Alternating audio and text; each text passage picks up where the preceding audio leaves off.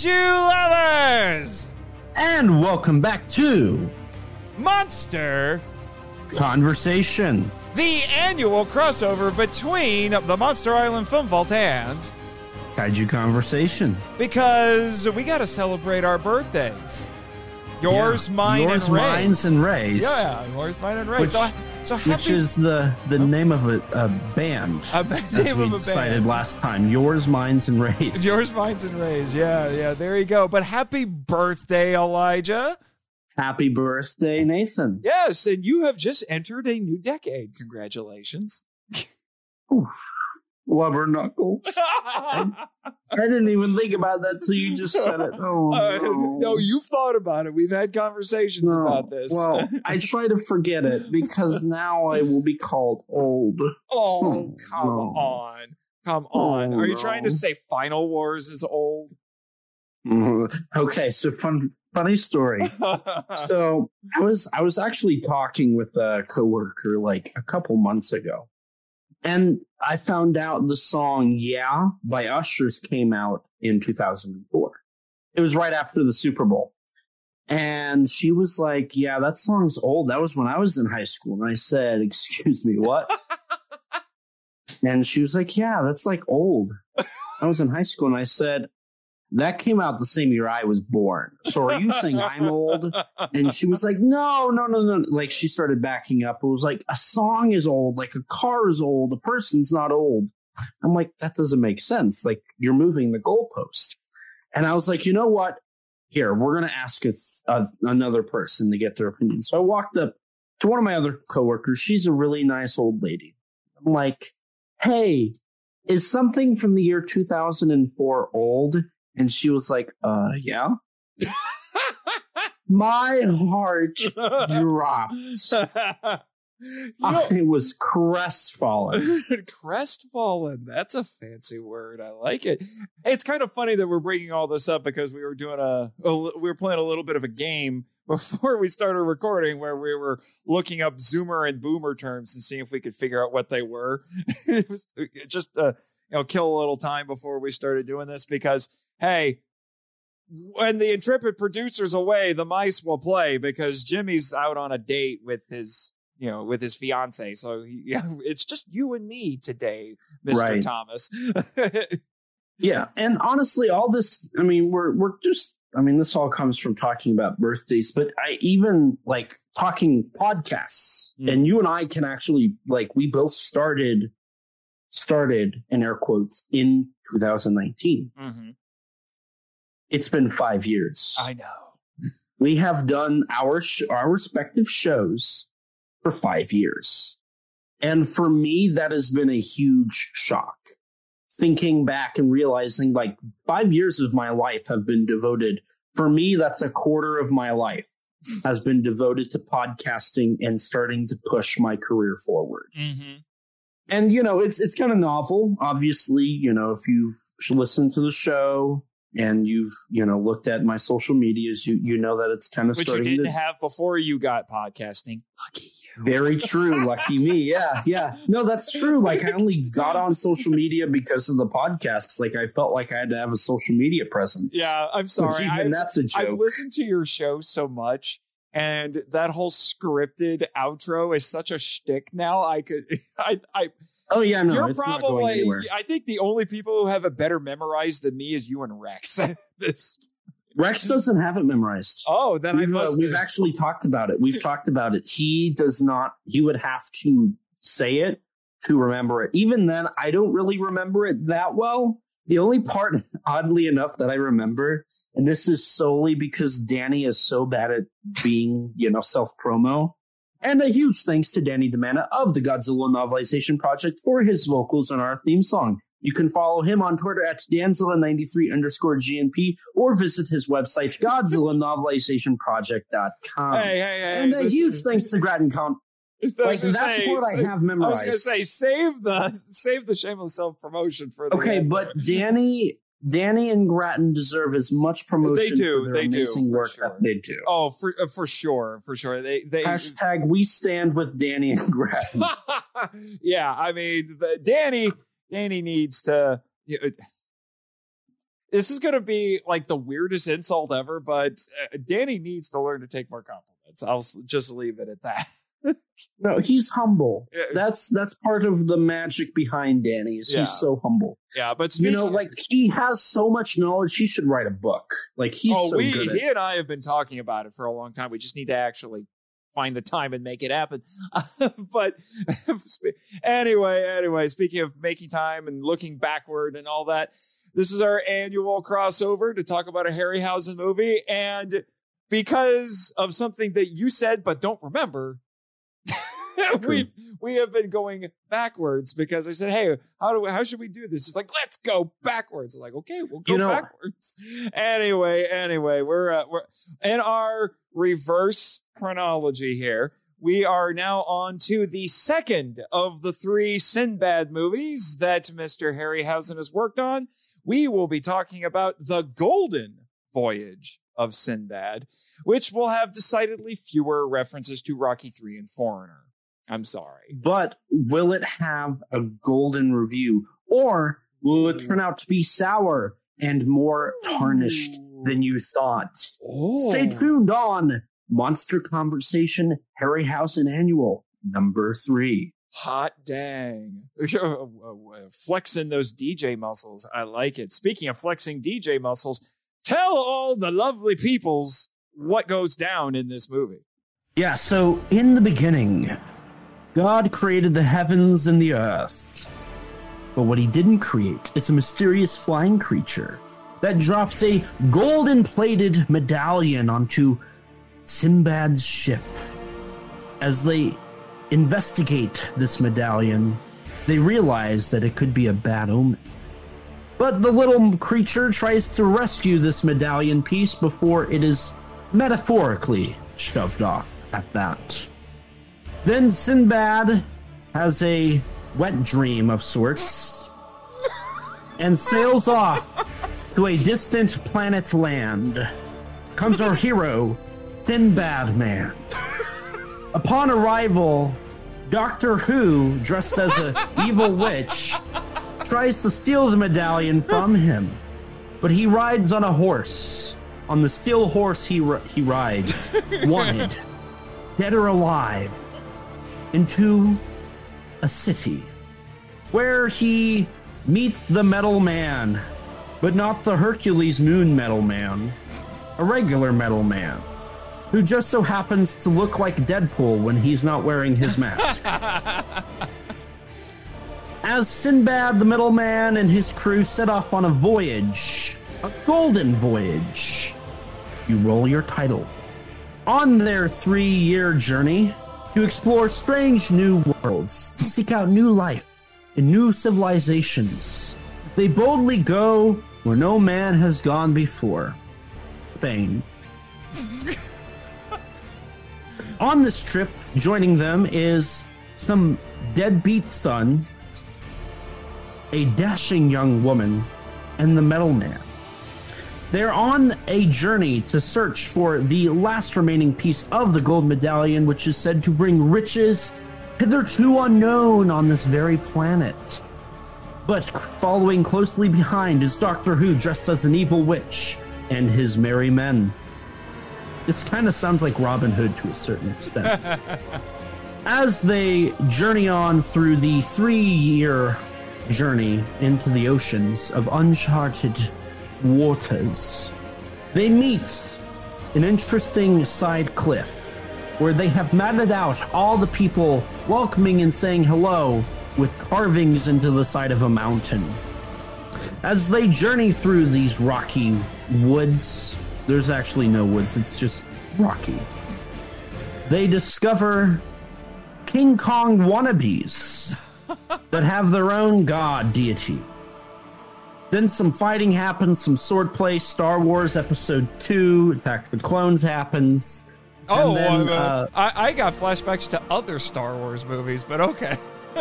Is that not the one with the dude that has the 6 arms? So that's Episode 3. Oh, Star Wars Episode 3, the Revenge of the Sith, or whatever it is, happens. Yes. Plan 69 happens, but there's no 69. The lady gets dropped into a pit where a wannabe King Kong is at, takes her away. Then suddenly all the merry men follow her. During all of this, Doctor Who gets the third piece of this medallion, and he becomes Doctor Who again. Except he doesn't age this time. Following this, Sinbad and his merry men, with the dashing young woman and the beat-knit son, all find Doctor Who, and a battle of good and evil occurs that shall go on for eternity unless mortal men get involved, which they do multiple times. And it ends up just being a battle of mortal men. I don't know why they included that part. Oh, did I mention that Quint from Jaws is in here, but he didn't want to be in here? Yeah, he's in here and didn't want to be in here. He did not open wide, and he disappeared. And he got paid a lot of money for 20 minutes. Sounds like a prostitute, if you ask me. Anyways, moving on, Doctor Who ends up dying, and Sinbad gives the Hercules Moon Man Deadpool guy the crown, and he becomes a dashing old man and a king. And then Sinbad gets with the dashing young woman who's probably 20 years younger than him. Really Robert De Niroing it, or Jeff Goldbluming it, or Mick Jaggering it. He's got the moves like Jagger. Or DiCaprioing it? Nah, because DiCaprio doesn't actually get with anybody once they turn a certain age. See, if DiCaprio was in this movie, she would have been too old by the time the movie ended for him. Ah, true. Oh, did I mention boobs? As in stupid and that's people? The movie. As in stupid people? No. But that's the movie. Yeah. That's the movie. But yes. There was no yeeting in this one. Yeah, you did leave out one important point. The figurehead lady.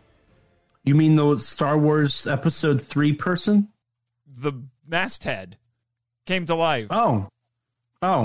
And Groot shows up for about 20 minutes. Yeah. The Bride of Frankenstein. I forgot about masthead. That. Anyway, so yes, that's the movie.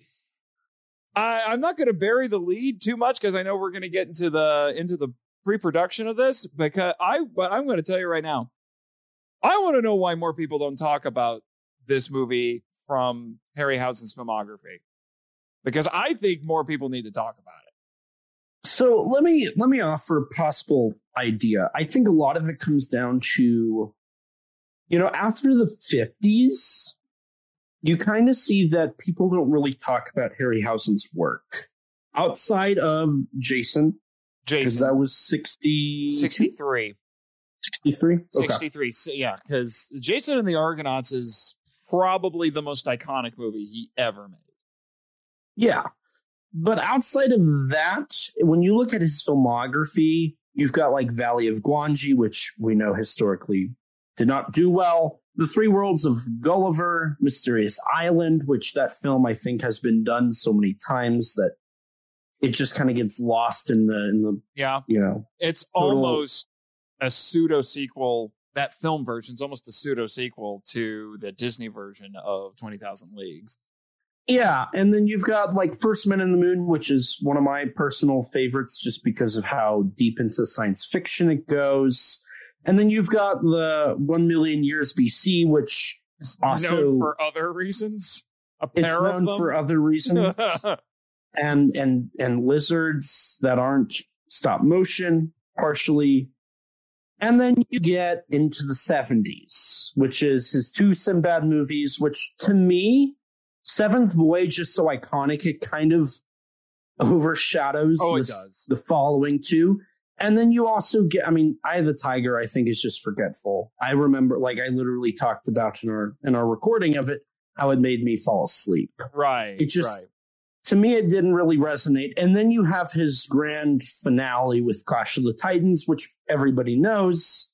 So in a way, it feels like these two Sinbad movies, along with Gwangi, First Men in the Moon, are kind of sandwiched between his good run of a handful of movies that are really popular and really well known, and his grandiose finale with Clash of the Titans. Yeah, I will definitely say that his 70s work, I do think, because it's sandwiched between a couple of major high points, tends to be overlooked. But I would argue that Golden Voyage still needs to be talked about more. I can understand why people would forget about Eye of the Tiger, but I do think there's a lot of great stuff here in Golden Voyage. In fact, for what it's worth, Screen Rant ranked Golden Voyage as the best Sinbad movie of all time.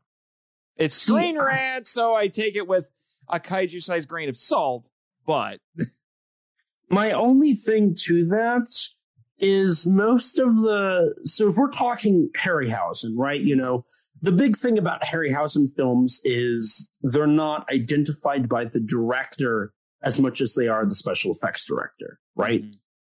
And for this film, he also got producer credit, Ray Harryhausen did, which was a rare occurrence for him. And story credit. Story credit, correct. But the thing about it is none of the creations in this are really unique or outstanding characters, Some of them, one of the characters, the homunculus kind of gives me Ymir vibes. Which I read in An Animated Life, the Harryhausen's book, that the homunculus was inspired a bit by the Ymir, specifically the birth scene. The centaur reminds me of, I want to say it's Seventh Voyage of Sinbad, as a similar character, the giant. Cyclops. The Cyclops, yes. And there's a Cyclops in Jason as well.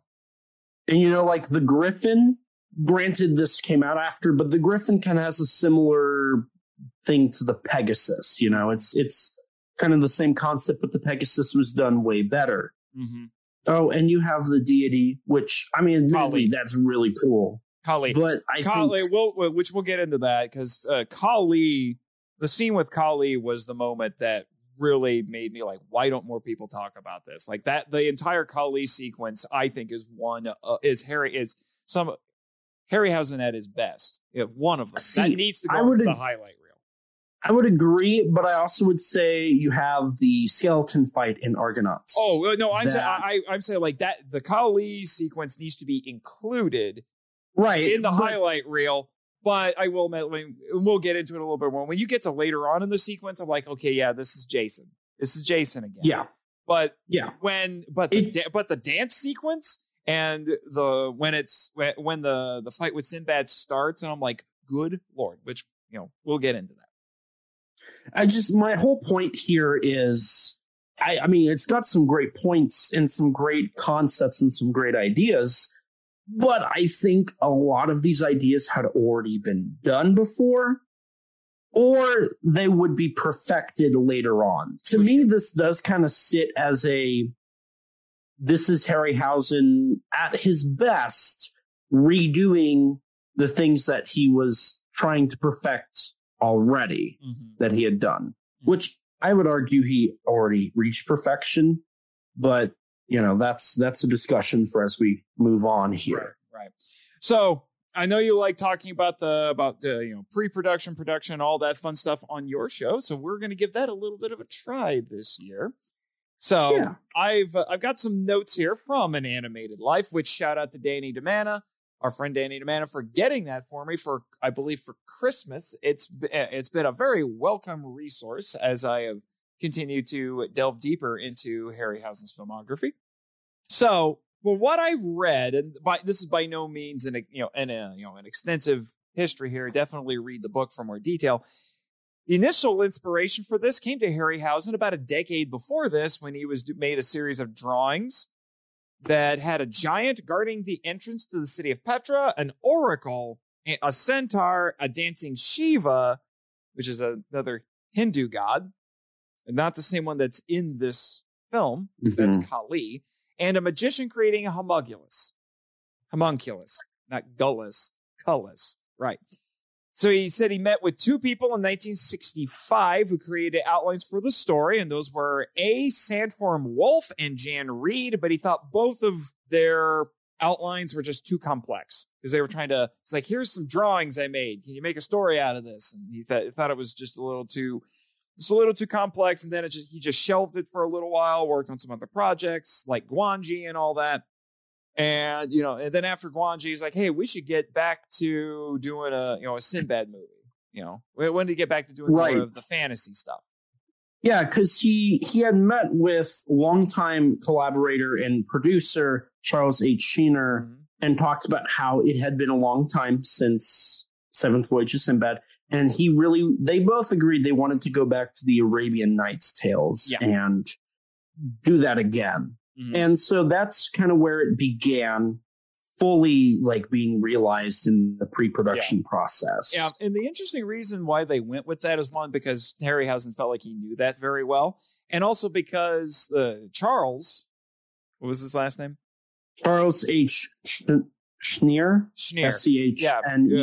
Schneer actually thought that it would be good because people weren't really using that anymore to make films. That it was kind of a bygone era. When you think about it, there's obviously the Thief of Baghdad, the 1924 version, the 1940 version. Yeah, which the 1940 version was very important to Harryhausen. Yes. You have, Seventh Voyage of Sinbad, Jason and the Argonauts. While that's Greek, same kind of concept, going back to these pulpish stories. Classic stories. These tales of the gods and whatnot, and exploring them, which, when you think about it, oddly enough, has once again kind of disappeared. That's not really something we see. We saw it partially in the Pirates of the Caribbean series, which you and I talked about extensively last time, how it's very much inspired by the swashbucklers and the Harryhausen films of the 1960s and 70s. But it is a type of film, a genre of film that, oddly enough, for some reason, does not like to stick around. Yeah. Yeah. Which is too bad, because I like swashbucklers. Yeah, and I think it is definitely a genre. And notice, as soon as the Pirates of the Caribbean films became popular, you saw Clash of the Titans, the remake come out, and then eventually we had a sequel to that. So, and there was also a remake of Jack the Giant Killer with Jack the Giant Slayer, which was a knockoff of the Seventh Voyage of Sinbad, the original version. So oddly enough, in the late 2000s and the early 2010s, we saw that kind of resurgence again, but it doesn't stay long. It's a handful of films, and then it backs way off. And so they were trying to bring that back, and I don't necessarily think they really did, because I think by this point, Harryhausen was the only one who was doing it, with Golden Voyage, then Eye of the Tiger, and concluding with Clash of the Titans. And all three of those, like you said, they feel like they were part of a bygone era. I mean, this is the early 70s, and it already feels a little bit of a bygone. Certainly, Eye of the Tiger and Clash of the Titans do. Clash of the Titans feels a little bit more of its time. Eye of the Tiger felt a little out of place. Like, this should have been made about 15 years earlier, around the same time as Jason and the Argonauts. Because I felt like that was the the early to mid 60s was kind of the last, time frame, the prime time frame for these kind of fantasy epics in that sort of a style. Once you get to the 80s, fantasy epics come back, but they are very different. Right, yeah, because when you look at it, so the 70s, you had Taxi Driver, you had Jaws, Close Encounters of the Third Kind, Star Wars, and then Star Wars. Star Wars was the beginning of the new era of fantasy, something that takes these classic tales but modernizes them, or in case of Star Wars, takes it to another world. They tried to make it's the same concepts, it's the same stories found in these older fiction epics, but it is in a whole new context. In the Star Wars franchise, you have a princess, you have the chosen hero, you have this mythical force, you have all that stuff. Wizards, mentors, Jedi Knights, all that sort of stuff. And also, it should be noted, Kurosawa influence as well. Right. But that was the beginning of a new era. And then following that, when you talk about fantasy films in the 80s, I immediately think of Highlander, this idea of modern, like legitimately bringing these stories to the modern day, these modern epics and making them an urban fantasy is what those are. Yeah. That's turning them into that. Yeah. But you also had some more quote unquote traditional fantasies with things like Never Ending Story and Conan the Barbarian and Legend and things like that. It was the 80s was like a prime era for fantasy films. It was crazy, but Harryhausen got out of the business by then. And probably, and then you had people who came in and kind of filled that gap with like Phil Tippett with his special effects techniques, obviously inspired by Harryhausen, and Will also Bryan and all that. Example, but still, he was taking Harryhausen's work and kind of building off of it. So, like all that to say, this does feel like a throwback to a certain extent. It feels a little out of place, which is kind of interesting that since we're doing this in reverse order, that we're getting we're starting to notice that. In a way, this film does feel, because I think we can both agree that Eye of the Tiger felt like a step back, step down. In a way, Golden Voyage is his last hurrah before his time felt like it was over. This is his last film, and then he did Eye of the Tiger, which feels out of place, and then Clash of the Titans, which was his grandiose finale. This is him kind of taking his final bow before he is no longer top of the line special effects. Yeah, for sure. But in the development process for this film, there were a couple of different iterations of the script that they went through when they started taking this more seriously. One of those differences was the name of the villain had changed. In the original outline that Harryhausen himself put together, he was named Jaffa. And when he's defeated at the end, he takes a drink from the Fountain of Youth, which later became the Fountain of Destiny.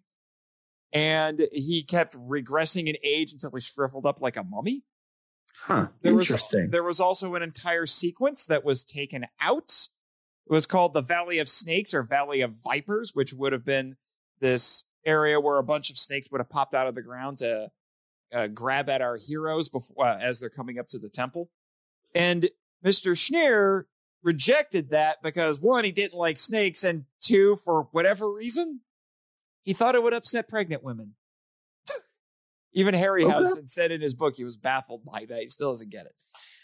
The script itself was written by Brian Clemens, who wrote several fantasy films for Hammer before this, but he's best known as the creator of the British spy series, The Avengers.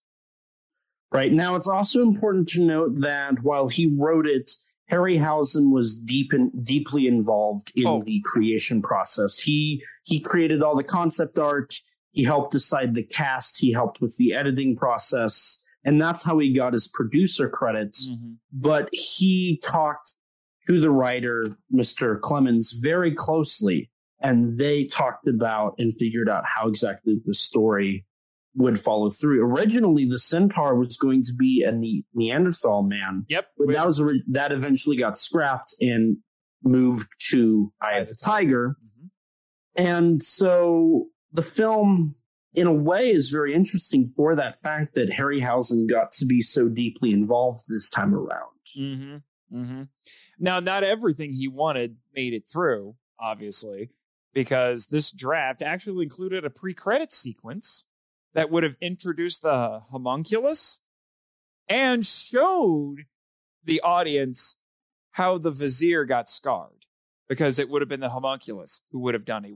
He would have snuck up onto snuck up to the Vizier while he's sleeping, and then poured boiling liquid on his face. And Harryhausen's like, "Oh, that's a great way to shock people right at the beginning." And I think it would have been too shocking. Yeah, it was cut.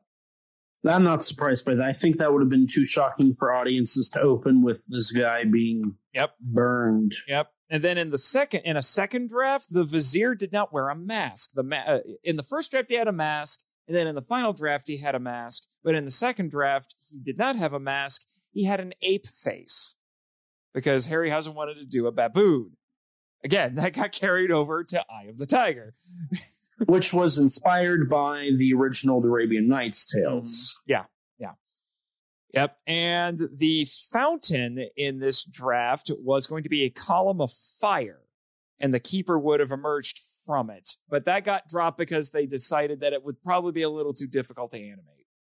Yeah, you can see throughout this film they were trying to figure out loopholes and try to speed up the process, even though it ended up being a very lengthy process from what I could find. Yeah. Because they finished the live action filming in 1972, and the movie did not, and they did that in maybe about 2 months, and then the film didn't release until late 1973 into 1974. Yeah, filming was June through August of 1972, so they were filming on his birthday. Mm-hmm. And so, actually, from what I read, the process ended up being about 3 years, I believe it was, in terms of production. Yes, 3 years to produce. They filmed in 72, editing in late 72, early 73. And prior to that, I believe, actually during all of that, I think they were working on the stop motion. Yeah. And Harryhausen actually said at one point in an animated life, it's like, man, sometimes I just was hard on myself. I just gave myself all really difficult tasks to do.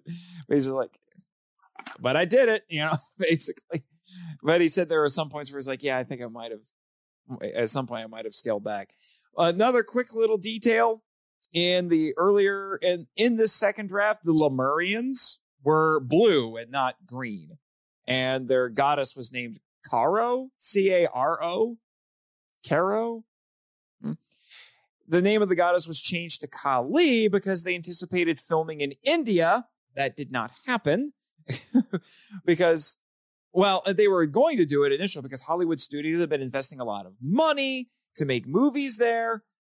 But after a while, they're like, well, we've dumped a bunch of money in there, so we might want to actually go film there to get a return on investment. But apparently it was a nightmare to film over there because of local laws and all the red tape. Yes. So because they heard that it was not fun to film there, they ended up going to Spain instead.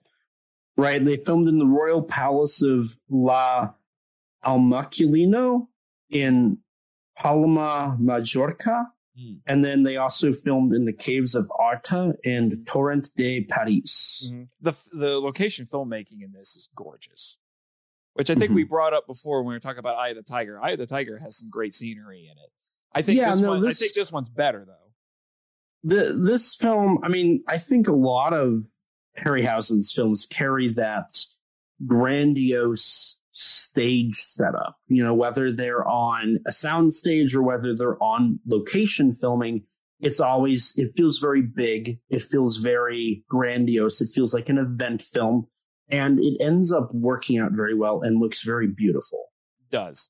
And then I found interesting when they were finalizing the script, and this is something I noticed while watching the movie, they actually brought in an Arabic language expert to add Arabic phrases to make it feel more authentic, which I think explains why the name of Allah is invoked a lot in this movie. It's invoked a lot.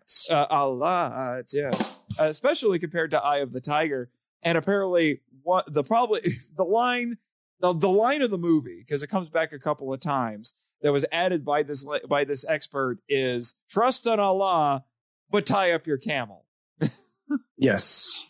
I thought that was pretty cool. And also just, really quick, like the Lemurian architecture was inspired by Khmer. I hope I said that right. Western India and the lost city of Angkor in Cambodia.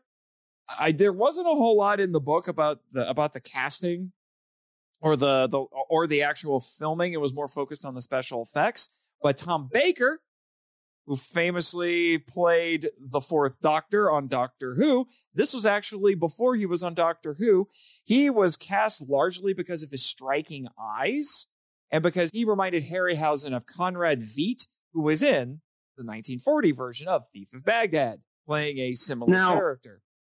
funny enough, Christopher Lee originally was going to play the role of Korra, but it ended up being Tom Baker. And this is the film that would get him the Doctor Who role as executive producer of Doctor Who from 1970 to 1981.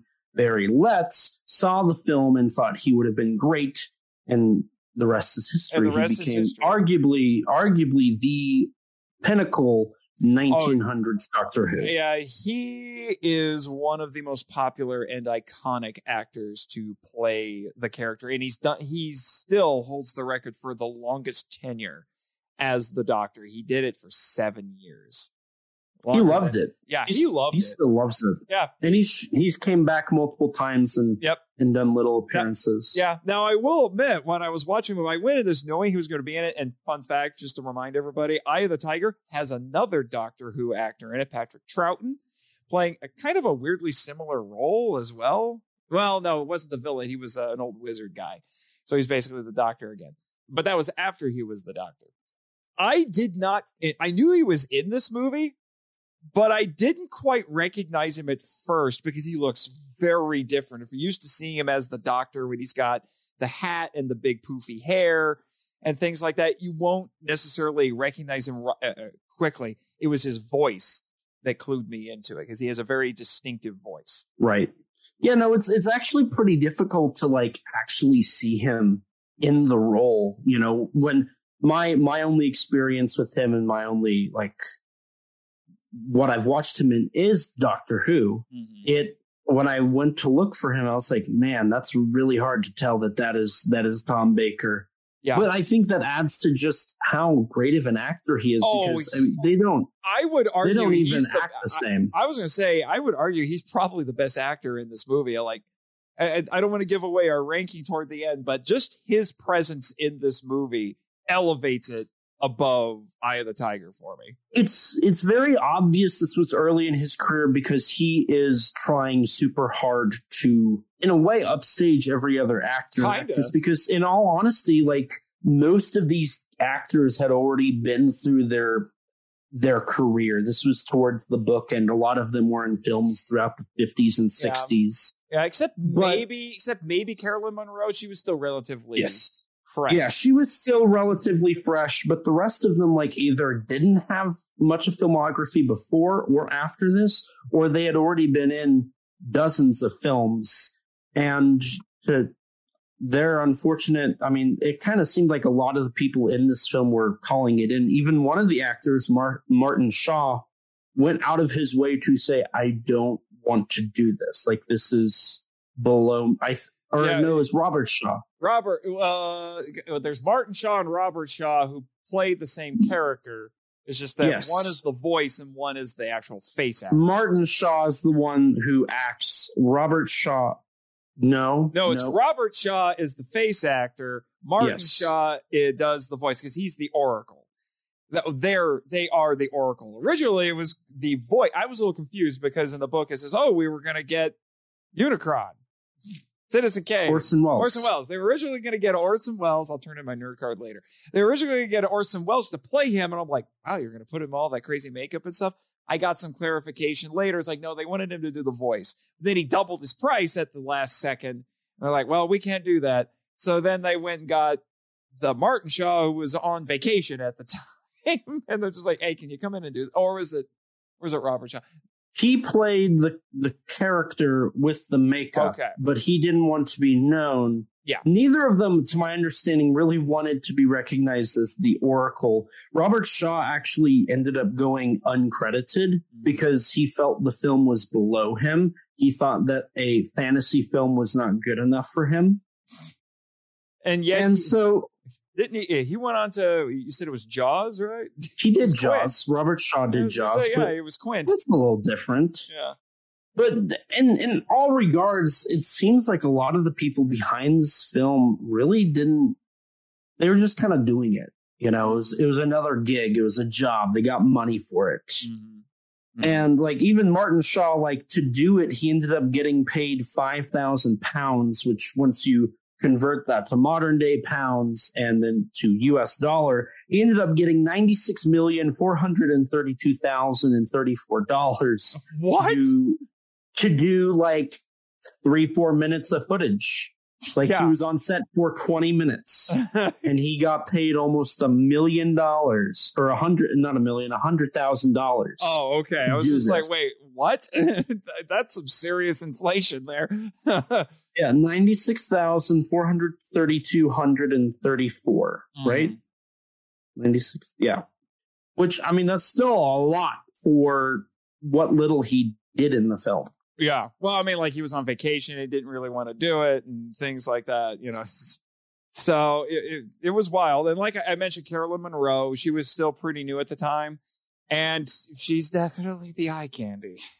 Oh. Well, that's why they brought her on, was because they wanted the sex appeal in a G-rated movie. Yeah, they G-rated sex appeal. I think we talked about that a bit with Eye of the Tiger as well. Like there's actual nude scenes where they just cut at the right points and film it at just the right points where you don't Funny enough, in Golden Voyage, there actually was a nip slip that in the VHS version was visible, but in future releases, they went in and digitally added hair, so you couldn't actually see that slip. But oddly enough, the reason she got this was because I believe it was the director, I think, or it would have been it was the writer Clemens. I believe it was the writer, worked with her on another film. He was actually the director of the film. They worked on, writer and director. And because of her in that, she landed this gig because he was like, oh, here's this person. And she ended up getting backed and she was cast in it. They wanted somebody who was more popular, but because of that good relationship on their previous film, that's how she landed the role. And funny enough, as time went on, she ended up being a trustee for the Ray Harryhausen Foundation. This is true.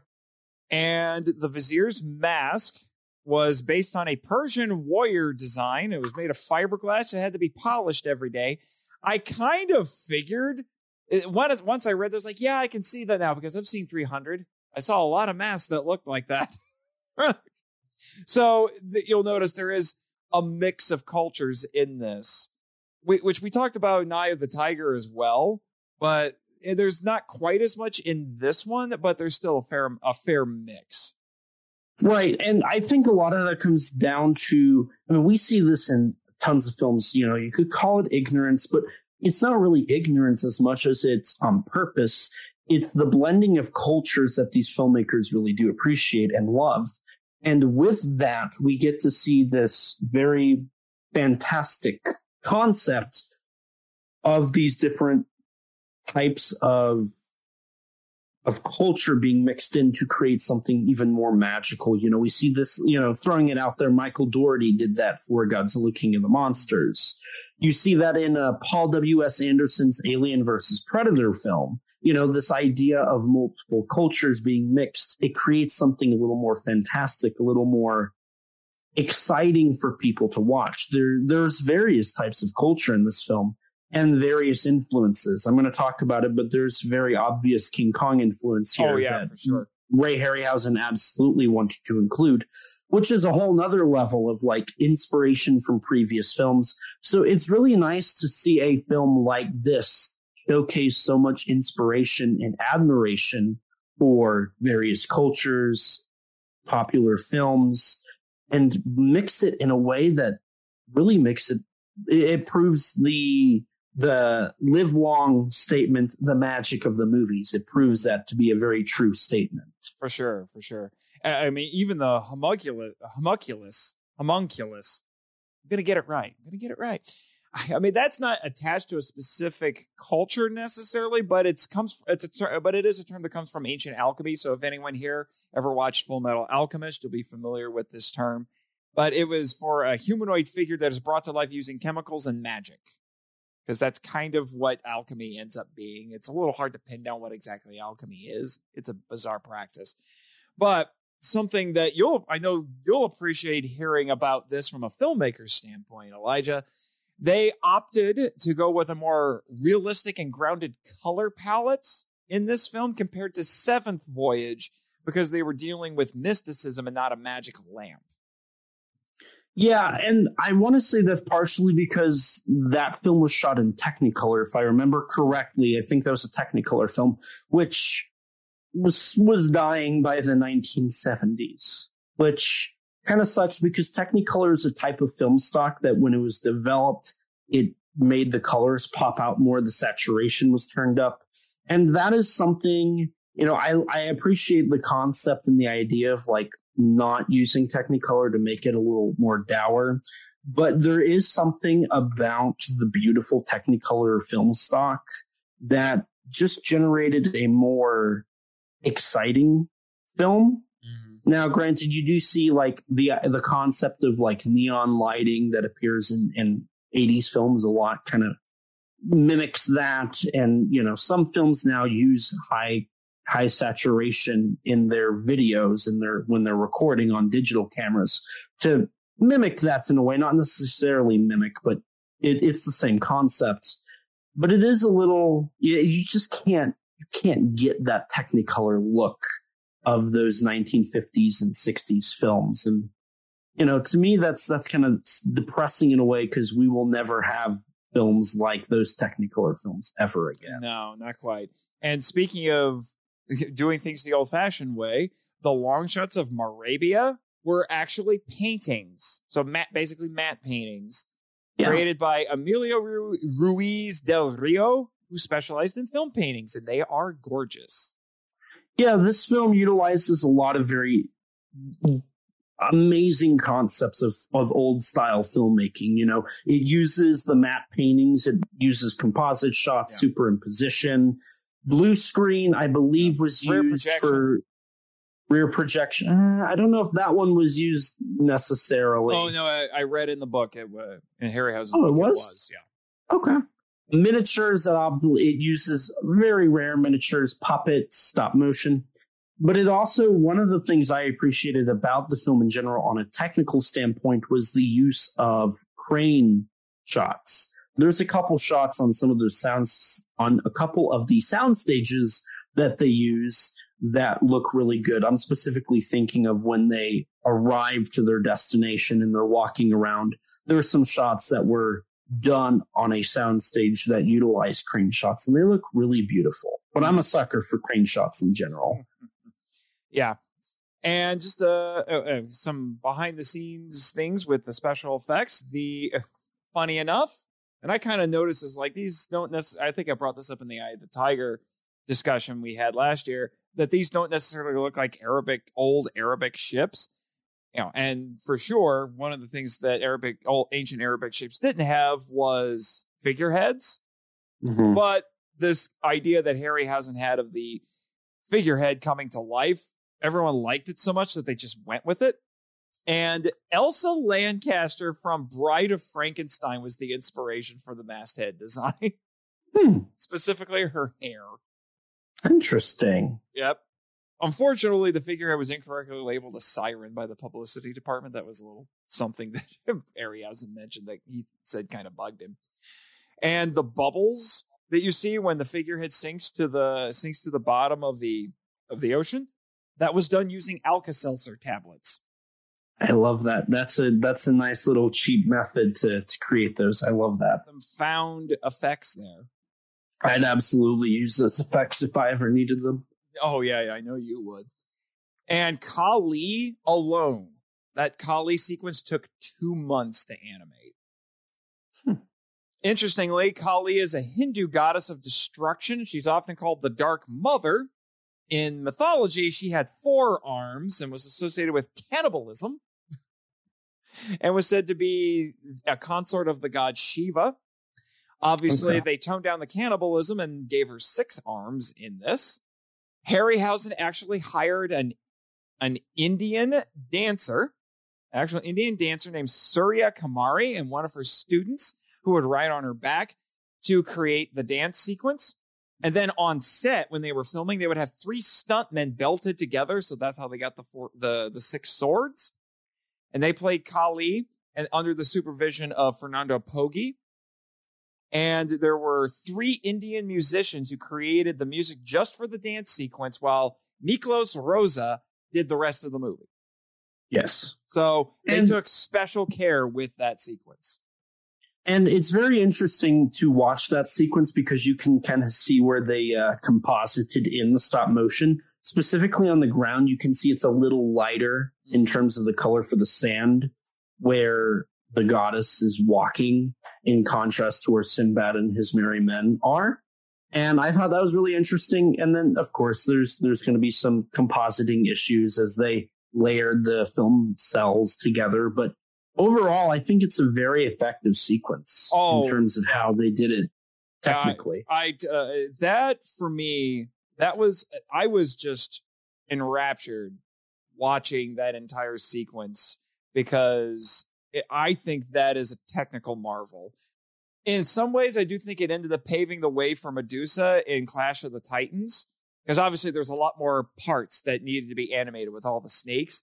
But I am just sitting here thinking to myself, man, Harryhausen is sitting there animating 6 arms plus 2 legs for a dance sequence with 1 character.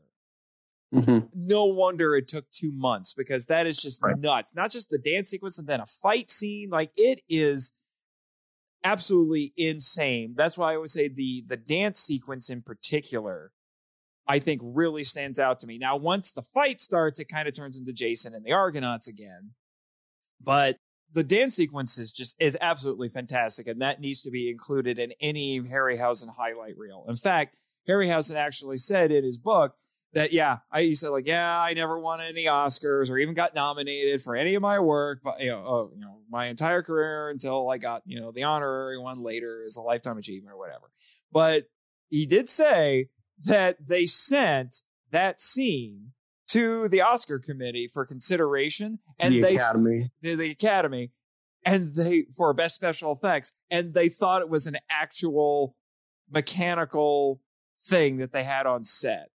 Yeah, it's really interesting just in general. And this is something, if we talked about it every time, it would be rather redundant, but it's really weird to see how Harryhausen, time and time again, whether you look at Beast or Guanji or Clash of the Titans or any of the Sinbad films or any of his work, the stop motion effects are top of the line. And when you consider that, some of the films that won, I want to say it was 1 million BC, the 1940 film that utilized real lizards to be the dinosaurs in that film, won best special effects whenever you have stuff like this, and it didn't win. That to me really baffles me, how they really snubbed him time and time again. Yeah, because I would guarantee you his special effects had a bigger impact on cinema and just culture in general than probably most of those other ones. Right, and I believe, if I remember correctly, Star Wars one, which, obviously, like we already mentioned, Phil Tippett, Ray Harryhausen was his mentor. He loved that stuff. He used stop motion in, I believe, all 3 of the films at one point or another. Mm-hmm. In fact, I mentioned that I got flashbacks to other Star Wars movies besides the ones that you mentioned. Obviously, Episode 3, when Shiva gets the 6 swords out of her hands, which, by the way, was done with cardboard. That's just crazy for me to think that was done with cardboard. Obviously, that feels like that was referenced in Episode 3 with General Grievous, where he whips out, all the lightsabers. He whips out extra arms that are all filled with lightsabers. And then I felt like when they threw Carolyn Monroe, the Margiana, because that's actually, I thought it was Mariana, it's Margiana. They throw her into the pit before the Cyclops Centaur comes to get her. It's like, oh, this is the Rancor. This is Return of the Jedi. Yeah, there's definitely a lot of this in the Star Wars films. Not a lot, but some very obvious homages. Oh, yeah, for sure. Now, I mentioned Rosa as the composer. Due to budget constraints, he didn't get to have a full orchestra. But Harryhausen really admired his work since The Thief of Baghdad. And that's why he wanted him on this movie. He had wanted to work with him before, but he ended up going with a different guy. And then that guy worked with him. I can't remember his name. It's the guy who did Jason and the Argonauts, and I believe Seventh Voyage of Sinbad. And he worked with him on several movies instead of Rosa. And now he gets Rosa for this one. But if you want to know the total budget, at least production budget. Now, I looked at a different source that gave a much higher budget than this, but I'm guessing that's the overall budget once you factor in marketing and things like that. Because the overall budget that I saw was $2 million. But according to Harryhausen, in terms of just raw cost for production, the movie cost, and he had the exact number in here, $982,351. Yeah, I heard that the amount put in to production was roughly $1 million. Yeah. So that seems about right. Yeah. That's basically all my notes for the pre-production. I do have a funny little, if you want me to bring it up, Harryhausen mentioned, how well it did both critically and financially. It was a big hit. And he did mention some of the reviews that the film got, including his favorite one. If you want me to mention that before. Let's bring that up at the end. Okay. We'll bring that up at the end. So let's talk about this movie itself. Yeah. So, I mean, it starts off with straight up credits. Like there is no stinger. It's just we get the credits, which I thought was interesting, but it kind of makes sense. That should be noted. This is the first time that Dynamation, which was what Harryhausen branded his style of special effects, it was renamed Dynarama in this. There you go. Right. And then we start off, like the film starts up with an establishing shot of the boat and Sinbad and the sailors interacting with each other, which this is where we first see the homunculus. Which I did not realize what that was. We get Harryhausen effects very quickly in this film. Yeah. But it's pretty subtle. I actually thought it was a rock, a bird creature, because I know he's done those before, and that is connected to this Middle Eastern folklore, but it's not. It ends up being the homunculus.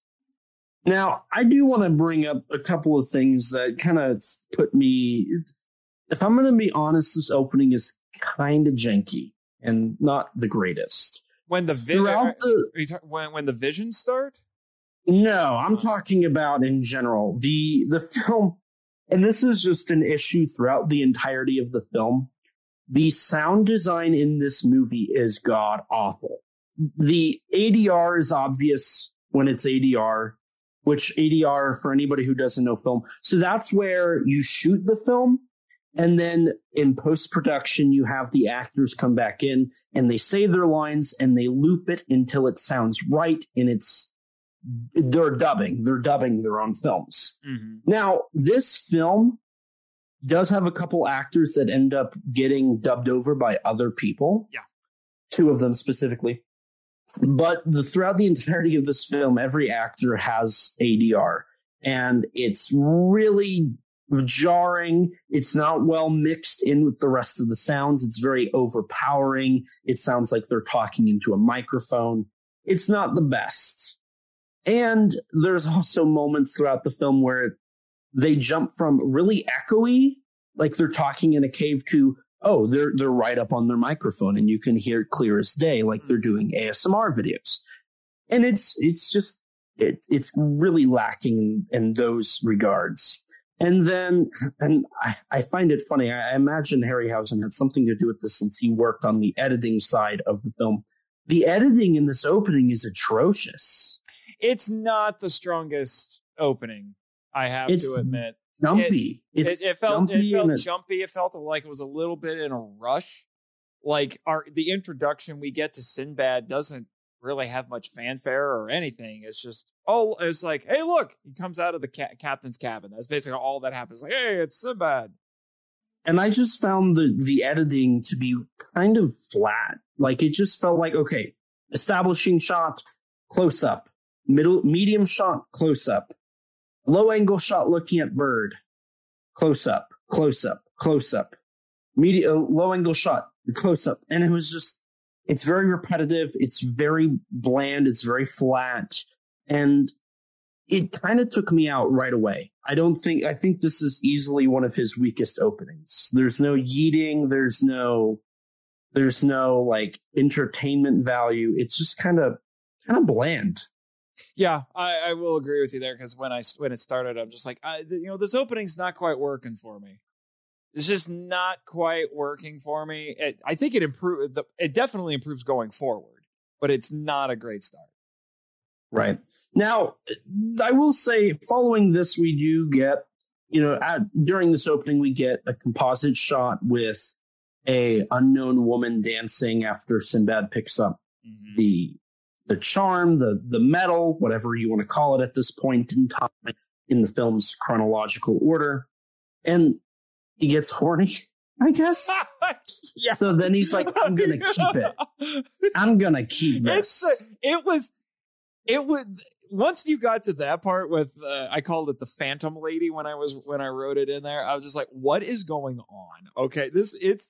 It's a little strange, and it's still never really fully explained later, because it's not like she has an interesting marking, a tattoo. It looks like an eye on her right hand. And I'm like, okay, that's going to be important later. I thought that was to indicate that she was a sorceress or something like that. I guess because I'm thinking of Eye of the Tiger, because our villain in that one was a sorceress.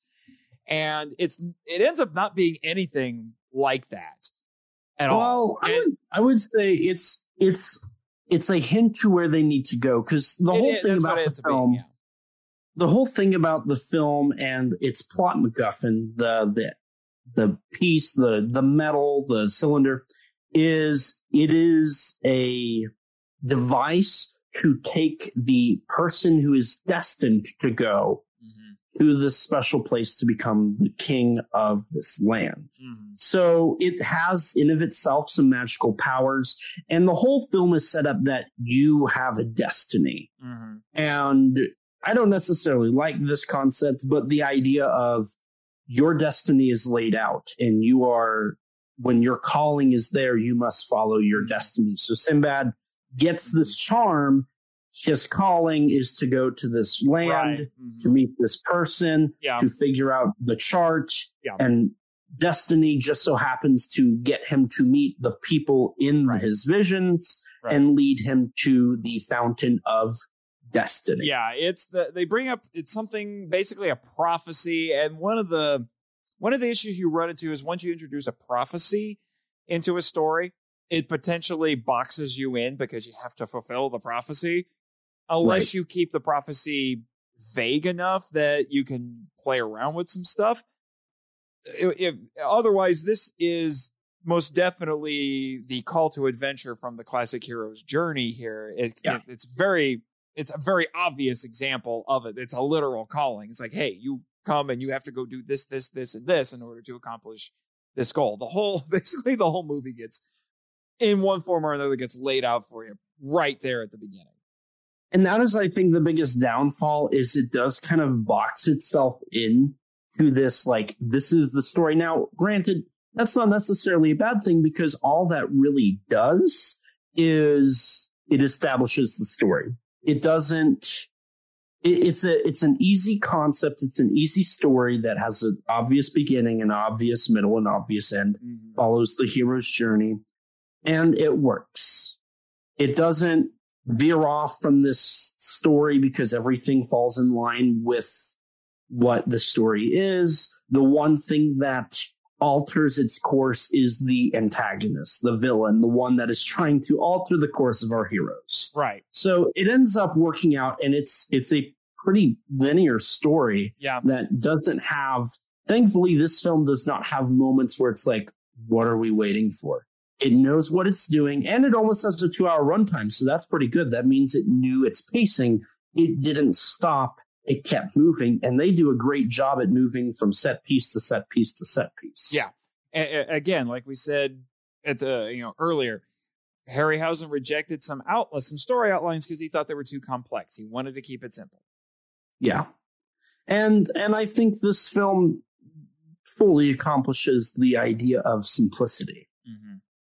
And then next up, we looking at my own notes. I felt like at this point, kind of early on, after we get this calling, and then the dream, and and we not only get that really bizarre dream sequence where we get both Margiana, and we get Kura in it as well, making appearances. I called it in my notes Phantom Lady and Bat Sultan. It's really strange. I guess the implication is that it's Kura kind of messing with him a little bit, or it's Allah or whatever. I always took it as like Allah, or like it's another like a higher power.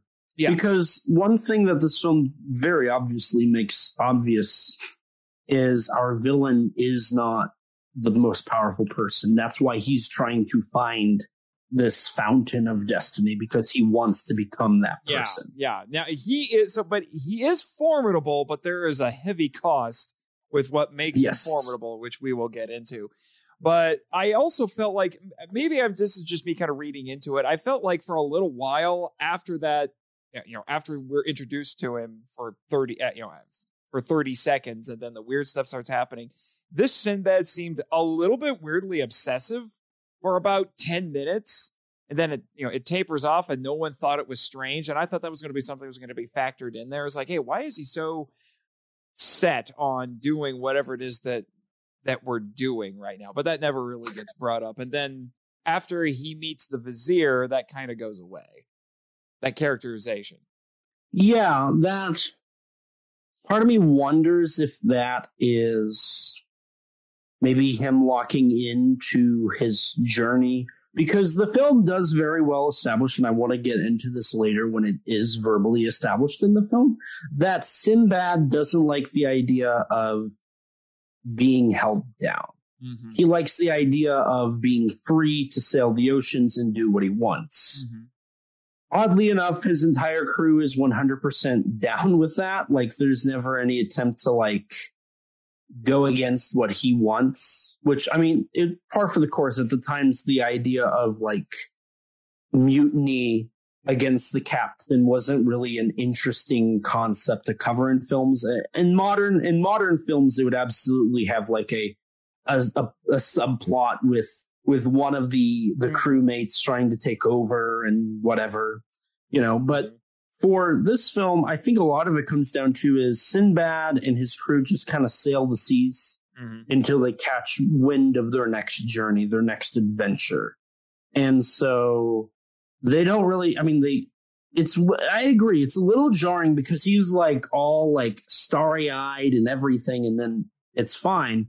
Perhaps that's just what happens when he gets wind of his next adventure. I guess. It's like when I go to a store and find a Godzilla figure, I get starry-eyed. Kinda. I did read the original, the 7 Voyages of Sinbad story from Arabian Nights, which I will talk about a little bit once we finish talking about the movie. And, I did read that, and there's a little bit of that kind of an air too. Sinbad in those original stories had quite a case of wanderlust. He's just like, I have to go on a voyage and do things, and then crazy stuff would happen. Which, like I said, we'll talk a little bit about that. But so he's off and he's doing that. They come to land, and then we get introduced to our villain, Tom Baker. And like I said, it took me a few minutes to recognize him. And we establish him as a character pretty quickly. Not so much the supernatural aspects of him, that comes a little bit later, but we are shown that he is a proficient sword fighter and things like that. And, he's he's definitely authoritative. And he quickly recognizes the Sinbad as an issue because he has part of the amulet. Right. And I think a lot of it too, and I don't think it would be, because the man with the golden mask, as I'm going to call him, he could identify that Sinbad was like the chosen one, the person that is destined to be here right away. Yeah, he conveniently knows all of, knows the prophecy and read the script. But I would venture to guess that's why our main antagonist also knows that. There's just something about Sinbad. When you meet somebody is like talented or is a good person, like you just get that vibe, that you get the vibe, you get their vibe check and it works, right? And so I think partially why he automatically is like, this guy's a bad juju for me is simply the fact that he can tell whether that be his magic or just the feeling, or if he knows like what the destiny is supposed to be, he knows that Sinbad is bad news for him. Mm-hmm. Mm-hmm. And I think that that's a nice inclusion, that feeling of, oh, this is somebody important. It's the whole thing that Star Wars covers with Anakin, you are the chosen one, all that kind of stuff. Yeah. Yeah. And so we have a nice little horseback chase here, and the Sinbad ends up in the palace of the Vizier. And we also get to see the Kura actually use some of his supernatural power by getting a gate to close.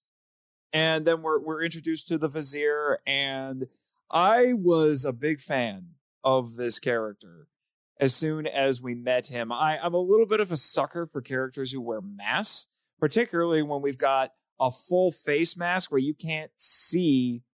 Oh, we could see a little bit of his mouth, and we could see his eyes. So it's not like V from V for Vendetta, where it's completely covered. All of his features are completely covered up. So we can see a little bit of emoting.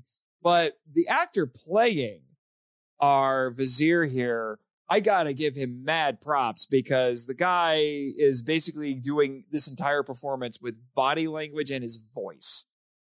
Mm-hmm. And I honestly found myself wishing, it's like, you know what? I hope we never see his face. Like, I was seriously like, please never show his face.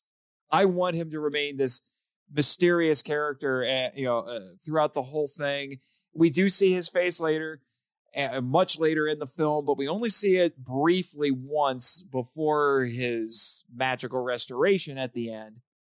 But because too often, if you have a masked character, because either because no one wants to commit to it, or because the actors are a little vain and they have a clause in their contract that says, hey, I have to have at least my face on screen some of the time. That's why it became a little bit of a joke with some of these superhero movies, most notably some of the Spider-Man movies, where Spider-Man just could not keep that mask on for the life of him, or it would get destroyed during a fight or whatever.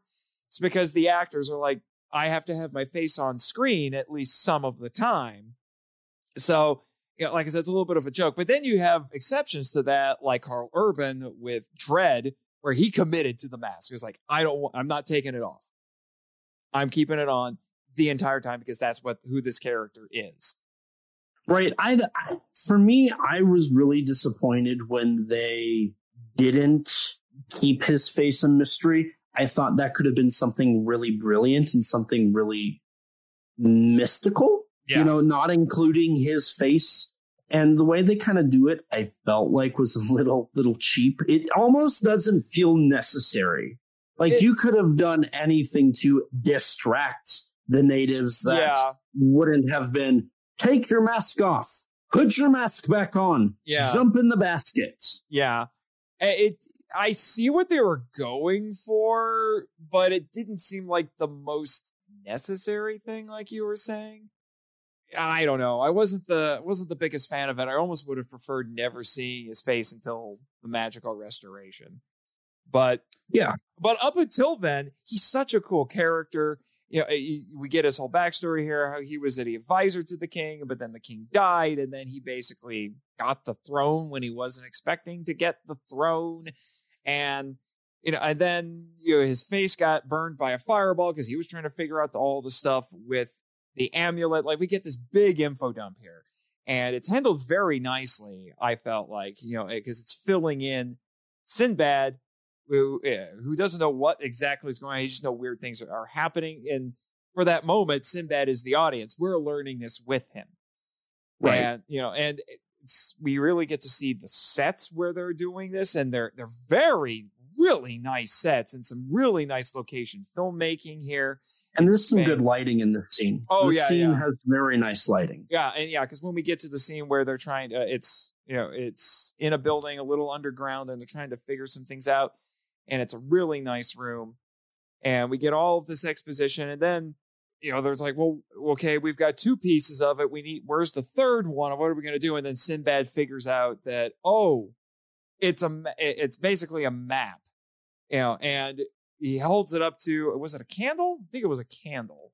I think, yeah, or it's a, in the middle of the room, it's like this fire pit. Yeah. It was a fire pit. And then he holds it up in the right position, and then the shadow gets cast up onto the wall where there's basically a map. It's like, yeah, that's telling us where we need to go. And we find out that to find the Fountain of Destiny, if you have the 3 pieces here, you get a different, we'll say, power up or whatever, by putting this into the Fountain of Destiny. Like, one gives you eternal youth, I think it's basically eternal youth. One gives you a shield of darkness, and then the other one gives you a crown. It's a crown of riches unknown to this world. Mm-hmm. Yeah. Basically, you get all 3 of these things in there into this fountain, you're going to be set for life. Hence why all of our characters now want it. I don't know if they all want it, but that is the end goal of our protagonists, is to locate this. Yeah, because it's Sinbad's destiny. It's the destiny of our characters to find this and to take it. Yeah, and during this scene is when the Harryhausen effects come back, because the homunculus is being Laserbeak before Laserbeak, spying on them, and I guess Kurok can see through the homunculus's eyes, so he gets all of this stuff too. I took it as hearing, like he can hear it. But yeah, essentially he's the eyes and ears to eavesdrop, which is a very interesting and clever way of having our villain always know what's going on during the story. Yeah. Yeah, because that ends up being something that gets used a lot in this. Like I said, that's why I said, like, he's Laserbeak before Laserbeak in Transformers, because it seemed like there was nary an episode of the original Transformers where Laserbeak wasn't spying on Autobots as a convenient way to let the bad guys know what's going on. But they soon find out that the homunculus was spying on them, and they go after him, only for it to explode into shredded paper. Yeah, or dead leaves or something. Yeah. It's a little strange. And it's the first time where we're getting some back projection and superimposition, combining the effects with the live action. It's not the most impressive example of it in this movie, but it's still pretty decent, I would say. I would actually say the homunculus has better scenes later on. I would agree. I would agree with that. Now, although we have more actors trying to interact with it at this point in this one. And this is also around, especially with the Vizier, where I started really taking note of some of the lines in this. I was very impressed with the scripting in this, because there's a lot of lines that I thought, that sounds pretty good. A lot of them sound like proverbs. Mm-hmm. This was actually, this first one I wrote here was actually said by Kura, where he says, "He who searches for pearls must not sleep," when he's talking to his assistant. There's a lot of lines in this film that are really clever and really, for the time, like it matches up. It's very, how would you say it? It's very almost Shakespearean. In a way. Theatrical. Yeah. It's kind of theatrical. And throughout this film, and this is something I appreciated, the actors are kind of acting a little theatrical. It's a little overacting, which is something commonly found in theater. But that works for these legendary tales, because that's how these would be told, is through theater or through something where there was tradition. A lot of overacting. Yes. And so it adds to it a layer of fantasy. Yeah. That it's like, okay, these people wouldn't really act this way if this was real. Mm-hmm. But it adds to that. It's the magic of the movie. Yeah. Yeah. Well, and this is, for all intents and purposes, it's, basically a fairy tale. Like, if you look at the original Sinbad stories, it's very much has a fairy tale sort of structure to it. I wouldn't think it would technically be considered a fairy tale, but it's dangerously close to being one.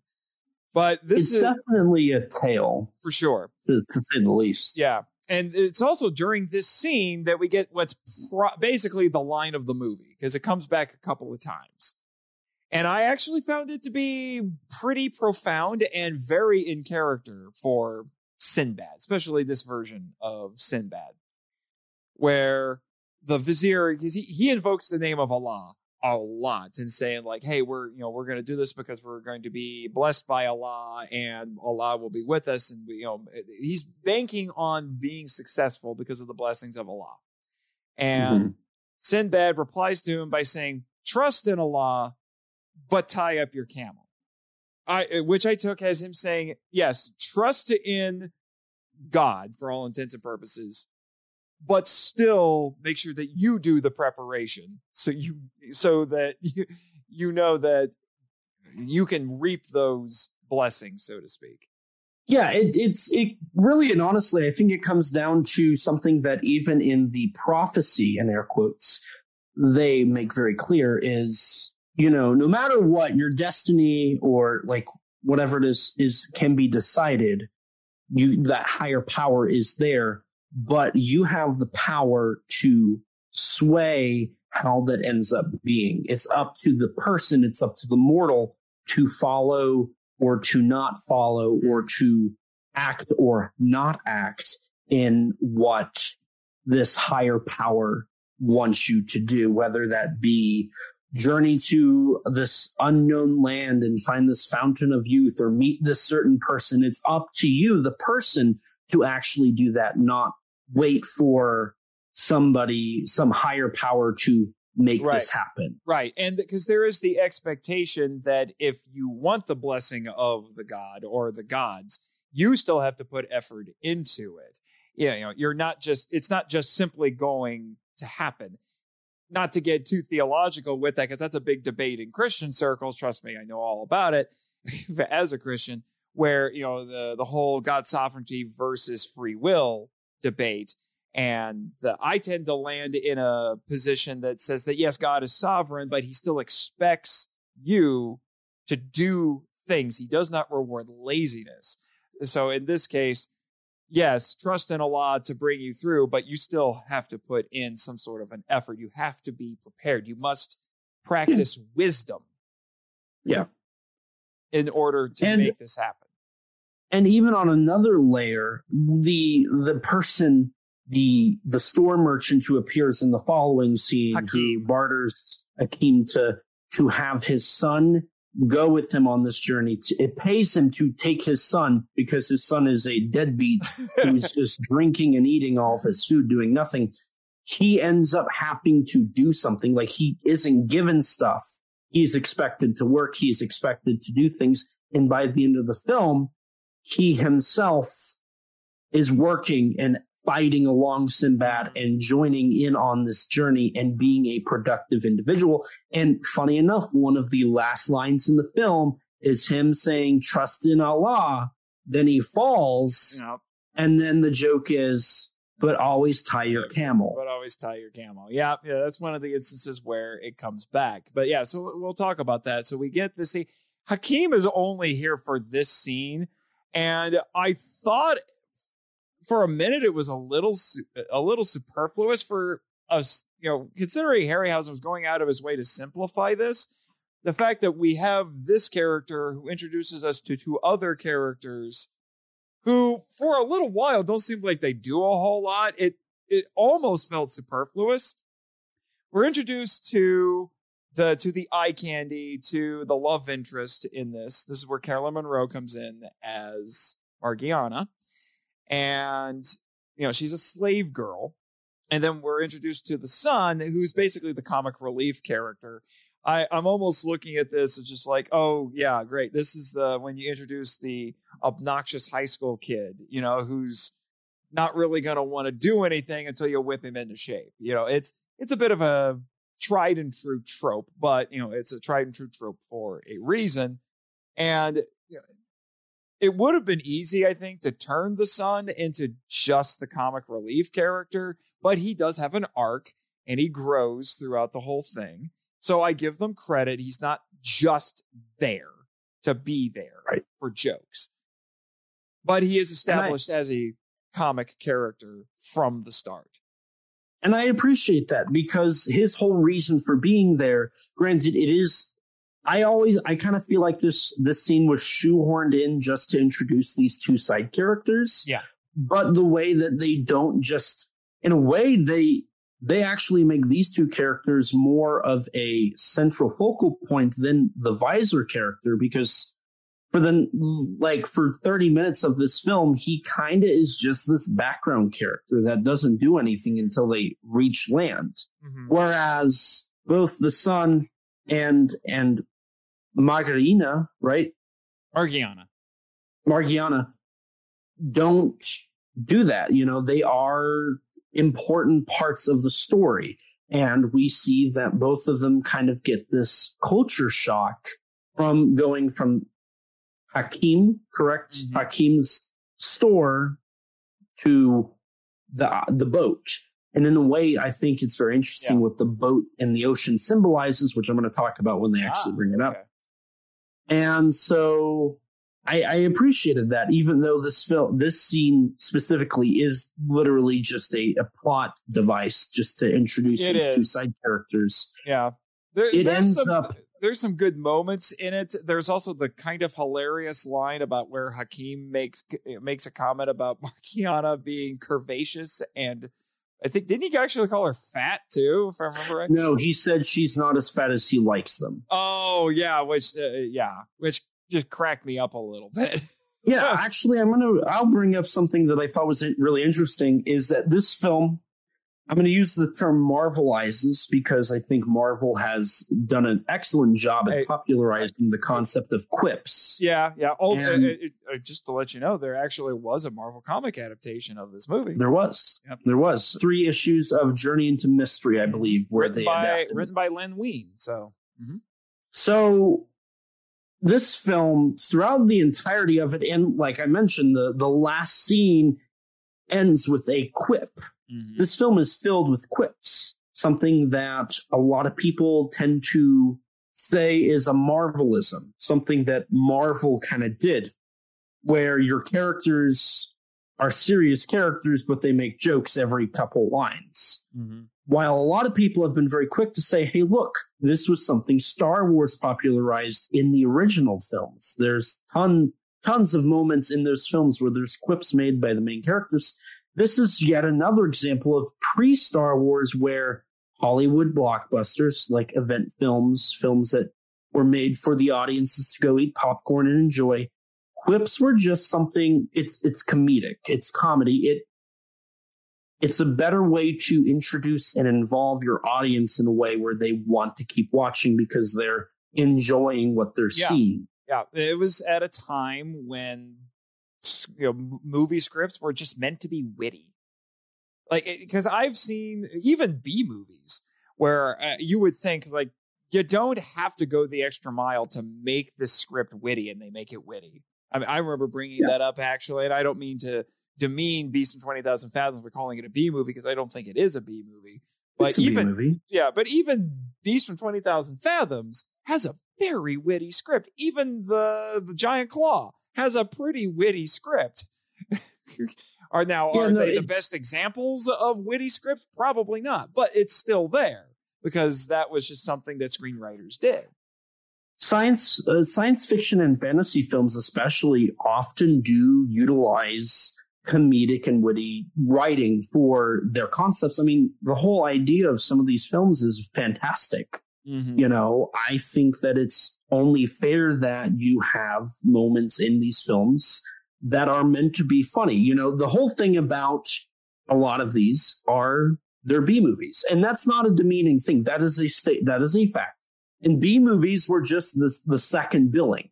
They were the second billing. Godzilla has historically been a B movie for most of its entirety, but those B movies are popcorn films. They're meant to be comedic. I just went and saw a movie that is very comedic. Bad Boys, Ride or Die. My whole theater was laughing every time that I watched. Like every other line was a joke. People like comedy. Comedy is something that gets people engaged because they want to laugh, especially because the whole concept of film is it's escapism. You're going to another world. You're going into that silver screen to another world to live a different life, which is fine. Escapism is perfectly fine in proper doses. I cover that, and I know you cover that in your All Monsters Attack episode. Go listen to both of those. Yeah, I was going to say, we had some accidental synergy there for a while. So for films, comedy is something that people will enjoy. And if they can get a laugh out of their day, whether they just got off work and it's been a rough day and they go see a movie and, hey, there's a funny line, or, hey, Will Smith does something stupid, and you can laugh. Does it involve slapping? I don't think he slapped in Bad Boys Ride or Die. Spoiler alert. But no, I had a teacher in 7th grade. His whole thing was every day he said that no matter what, everybody should shed a tear of joy and laughter every day. No matter what's going on in your day, you should at least laugh. And his goal was to get you to laugh to a point where you would be crying with how much laughter you had. Oh, yeah. And I think comedy is something that everybody enjoys to some degree, On my show, I'm going to speak for myself, but I know you kind of have a similar thing here. There's comedic beats throughout it. Like, there's always going to be banter. There's going to be back and forth. That's the personalities. The personalities you guys are listening to have those comedic beats, which for some people, they come for the comedy. They come for those personalities, and they stay for the information or the opinions, whether they be right or wrong. As long as it's entertaining, that's what matters. Yeah. I would tell people the two most important things you want in a podcast is that, particularly if it's discussion based ones like these, whether it's politics, movies, or whatever, is you need to have good material and charismatic hosts. If you got those, you can carry anything. And I think that leads us back to the Golden Voyage of Sinbad, where there's a lot of charisma from our characters, whether it be the antagonist, the protagonist, or our side characters. There's a ton of memorable moments that these characters have. And I love the fact that they go out of their way to not kill any of Sinbad's men. None of them die. They all survive. And that's because they want you to feel like all of these characters matter. And that is something I really appreciate about the film. Yeah, because in the next film, Eye of the Tiger, they some of them become cannon fodder for some of the monsters. But even in the fight with the goddess with 6 arms, all of the people that go to help Sinbad make it. Yeah. Not a single one of them dies. So, I mean, they get hurt. They get hurt, but they don't die. And I love that. The only person that dies in this, spoiler alert, but I mean, if you're watching this, you should have already seen the movie, is the villain. Yeah. Cool. It ends with the heroes, the good, surviving and winning, and the evil dying, which is a very fantastic idea, of course, that good will always triumph over evil no matter what. But it's very nice to see that they go all in. Everybody survives. Everybody is a hero, and those heroes survive. Yeah, and to go back to where we were in the, progressing through the film. So I would like to point out that Hakeem's son looks like a miniature Andre the Giant, especially. I was thinking Bruno Mars. Oh, Bruno Mars, that works too. But anyway, so now we're on the ship and we're beginning the journey. The Vizier comes, much to the surprise of everybody. There's even a line from one of the crew members. They're talking about these crew members. Even he has a memorable line where he says something like, "I've heard of gold going to a man's head, but Yeah, and that's where I noticed the witty comedy first, was that moment specifically. Yeah. And it's also interesting to note that the Golden Voyage, in air quotes, doesn't start until 27 minutes into the film, which is about a fifth of the way through the film, if I'm thinking correctly, because it's about 2 hours. It's about an hour and 50 minutes. I think it's closer to 45. I think it's an hour and 44. Hour and 45, hour and 50. Yeah. Yeah, and then so we get some stuff going on where we get the voyage underway, and although there was kind of a superfluous scene when I just remember when Sinbad was off talking to the vizier, where the crew members had a dancing girl, and they were like, "Oh, look at this," and then then she went away, and I'm like, "What was the point of that scene?" Well, to my surprise, none of his crew members are flipping out over Marchiana being there wearing a costume that even Ray Harryhausen said in his books, like, yeah, no one was used to seeing costumes like that in movies. Right. Yeah. They just weren't used to, it was a little sexier than most people would have been used to, which is funny because if you watch the original Star Trek, which was from the mid to late 60s, they were doing even more outrageous sexy outfits on some of the ladies, so I don't know, but maybe that's because Star Trek was ahead of its time. But now as because they're embarking on their journey now, and we get established to like the son having to work on the ship, and they establish it's going to be a 2 to 3 year voyage, which they do a great job at kind of zooming through all of that. One of the things I appreciate is establishing what I think is a very good theme that kind of says about the times that they were living in, especially the decade they were living in. So at night, Sinbad goes into his quarters where Marchiana, yes, did I say okay, is there waiting for him. And in there, she's like, well, you own me now. And he says, no, you're a free person. Yep. There's every human being is free. Yep. And I thought that was so clever because this is following the 1960s, which was peak civil rights movement. So this is yet another repercussion of those events that is pushing the thought process of everybody is free. Everyone is equal. It doesn't matter your race, gender, or who you are, what you identify as. You are equal, which I love that. And when you think about it, in the 1970s, there was a huge push for peace and love. Mm-hmm. And the thought process of everybody should love each other. Mm-hmm.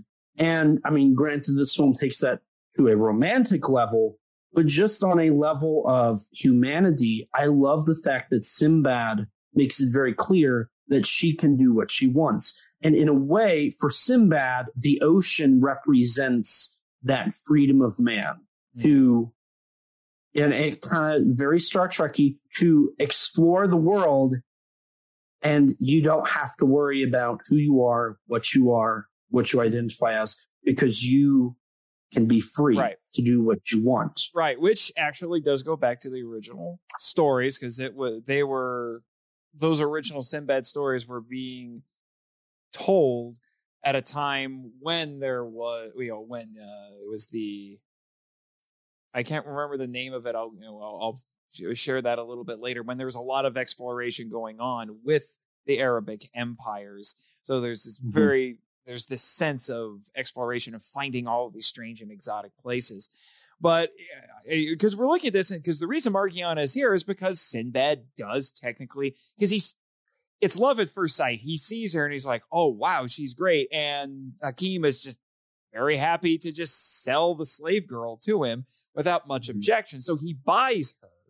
It's interesting. He's buying her, but he's buying her freedom, basically. Yeah. He's not buying her to keep her. He's buying her to free her because he's in love with her. And he tells her this. It can come across as a little bit anachronistic in this day and age, but I think we take this sort of for granted. Like you said, this is at a very early point where that idea is starting to take hold, and we take it a little for granted here, and nowadays. But it does make Sinbad more of I guess you could say, a traditional hero in that regard. And the interesting thing is, he tells her this, and she's still willing to do things for him, which is what's really fascinating, because he said, oh, you're free. You can do what you want. And she says, well, what I want to do is take care of you, basically. So she still chooses to, quote unquote, serve him in freedom, which is really interesting. Right. And, I think especially one of the things that really makes it important is, I mean, even at this point, even though we have the civil rights movement on race, gender is still something that saw a major gap of like what is expected from each side, you know, the gender norms in air quotes. Mm-hmm. And here Sinbad goes against any of those and lets her do what she wants. You know, he does talk about and say that she does a great job cleaning and whatnot.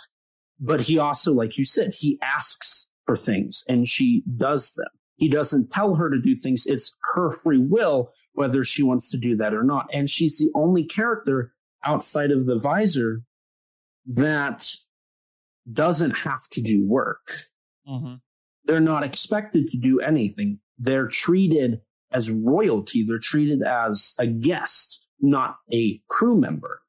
And something that I love about the crew members is we do get the establishment, you know, before they set sail, the crew members have a show going on with a girl dancing for them. But when our side character comes on, she is not sexualized. She's wearing clothing that very obviously is doing because she's a slave girl. But nobody, I mean, there's those looks, but nothing is said, nothing is done. Nobody tries to violate that. Mm-hmm. She is respected no matter what. And I think that's a very important moment, is the fact that they are respecting her and she is treated as an equal or as a guest, as somebody who is above them. And I love that. I think that's a great inclusion here. I mean, Sinbad even goes into his room and basically shuts the door, you know, not wanting her. Probably does, but he's not making. He doesn't invite her. He doesn't invite her. He goes into his chamber and, you know, does his thing. And she even says, "Are you going to be sleeping in here?" And he says, "Yes." Mm-hmm. Like, making it very clear, she has most of the space. She has her space, and then he'll take his space. Mm-hmm. And I think that's great. And I think that's a great way to paint Sinbad as this very righteous individual, somebody who believes in equality and believes in freedom in a story that is also kind of like, you know, your destiny is made out for you. Mm-hmm. You know, the idea, because those two concepts kind of contradict each other. The idea of your destiny is set and I have free will. I can do what I want. Yeah, that is an interesting point. Yeah. Where you would think that if it is all that set, then you don't really have a lot of freedom, even though our characters are all about freedom. But now we got to move on to I would say probably the first really impressive special effects sequence we have in the film, which is when Kura, who's following Sinbad, which made me think of last year when we watched Eye of the Tiger, where we also have a villain trying to chase down our heroes. In a lot of ways, Kura is basically the better version of the sorceress character from Eye of the Tiger, mm-hmm. Which is, I guess, technically means she's the inferior version of this character.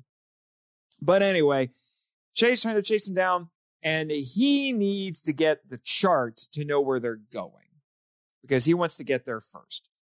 So he invokes the dark demons as he starts playing, because this is when we find out that he has incredible supernatural power, but there's a lofty price for it. So he invokes the dark demons, and he makes the masthead, the figurehead on the ship, come to life to get him to chart and also start attacking some of the crew members. And you mentioned that most everybody in the crew survives. We do have at least one potential casualty here because the figurehead does try to strangle a guy and then throw him overboard. That's true. But we never see if he actually died or not. No, he does scream. He does scream when he goes over. So it's possible that they got him back. An interesting thing I want to bring up, I criticize the sound design for this film. One thing I do appreciate, and they also did this in Jason and the Argonauts with the giant metal statue, where every time he moved, he creaked. Yes, I'm going to remember his. Keep going. But here we have the masked lady, who creaks of wood every time she moves.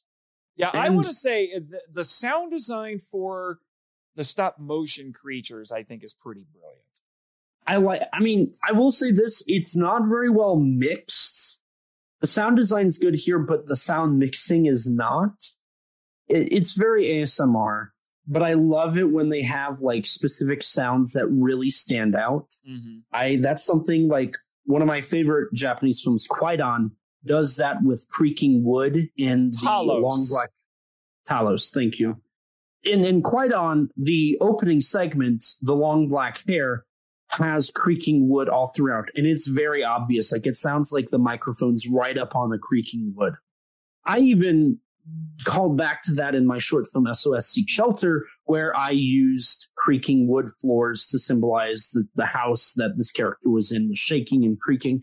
And I made those sounds very loud because I love that. That is something that it's not the best in sound mixing terms, but it just adds a whole nother layer to the horror to me of how close this sound is. And when you have the context of this is not a good sound, like in Kwaidan, it's this house is slowly falling apart as our main character in the short is running for his life. It's like, oh no, like this is caving in on him. For my film Seek Shelter, it was, oh, the monster's on the house. It's right there. For here, it's this monster, this god. I don't know what they would think of it as in terms of the canon. I don't know. Well, like it was called a siren, but that's incorrect. This siren in air quotes is right here. It's in front of us. It's alive. Mm-hmm. I think that is a brilliant way to have the characters on screen. And what really impressed me with this is that, and you get this with some of the other ones, is that since these are not, I mean, they're puppets, but, and sometimes when you do stop motion, you can get into some weird jerky movements depending on how many frames you have to indicate speed and all that.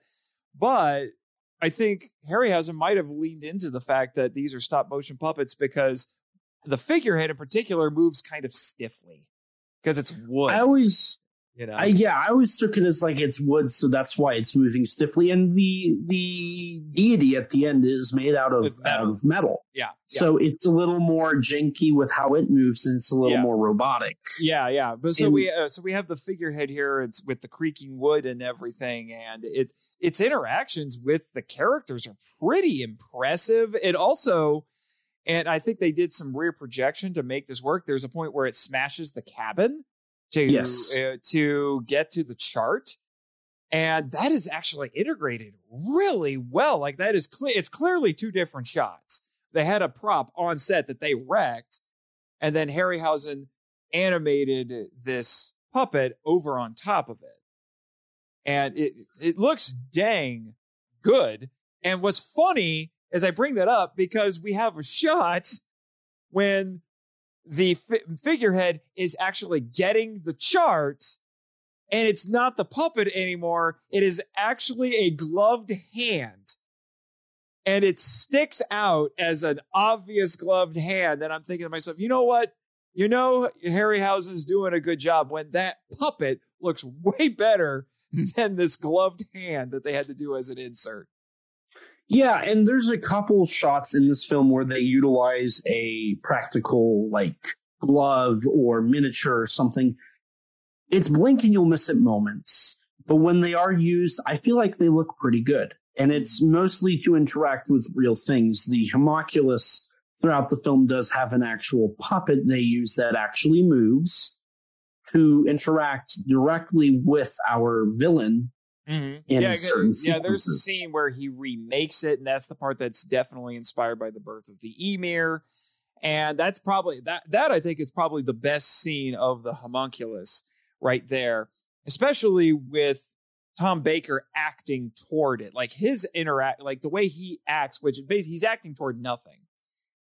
He does a superb job with that. I know some people criticize actors who are acting to nothing when they're doing special effects. I've heard some actors who complain about having to do that, but I try to remember who it was. I think it was a British actor who actually said that he actually thinks that doing that, acting toward nothing, that you have to imagine because it's going to get added in later by special effects. He said that is actually the pinnacle of acting because you really have to imagine is something is there and then figure out how you are going to interact with that.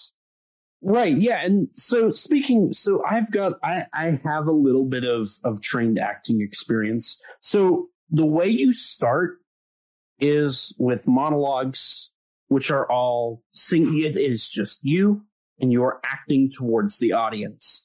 So the thing about monologues is you have to envision all of it happening and you're acting towards this audience. You can't interact with the audience itself unless that's the piece you're doing. You have to act like what's in front of you is there. The basis of acting is acting with nothing. That is how you train yourself to act with physical things. When you do a script read, you're reading the lines, you're voice acting, pretending like you're in that situation, in that spot, doing that thing. So I don't necessarily agree with the thought process of, oh, I'm standing in, pajamas with little spots all over me, or I'm standing in this green room and I'm not really acting because I can't interact with stuff. I think at its base level, that is the most extreme acting you can do when we're talking about generic acting. There's more intense stuff like kabuki and whatnot, but I'm not getting into all that. It is something that as an actor, if you can pretend, acting is pretending, right? Mm-hmm. If you can properly pretend that what is in front of you is real when there is nothing there, you have achieved acting to its fullest because you are acting with nothing. Yeah. You are creating a world in your head and acting based off of that, which is the highest point of creativity you can truly have. Right. But to get back to the movie, so we get all this, it's a long and elaborate sequence that obviously, as we established earlier, Harryhausen wanted, because it's such a great idea, the masthead comes to life. We're putting an anachronistic figurehead into this thing, into this movie in order to do this. Well, he does give it plot significance because the figurehead does get the chart, and then Kura tells the thing to jump into the water and return to him, which does succeed with much effort. And when the crew's like, well, we lost the chart, what are we going to do? And Sinbad's basically says, well, it's a good thing I already set the course, and so we're just going to stick to what we're doing.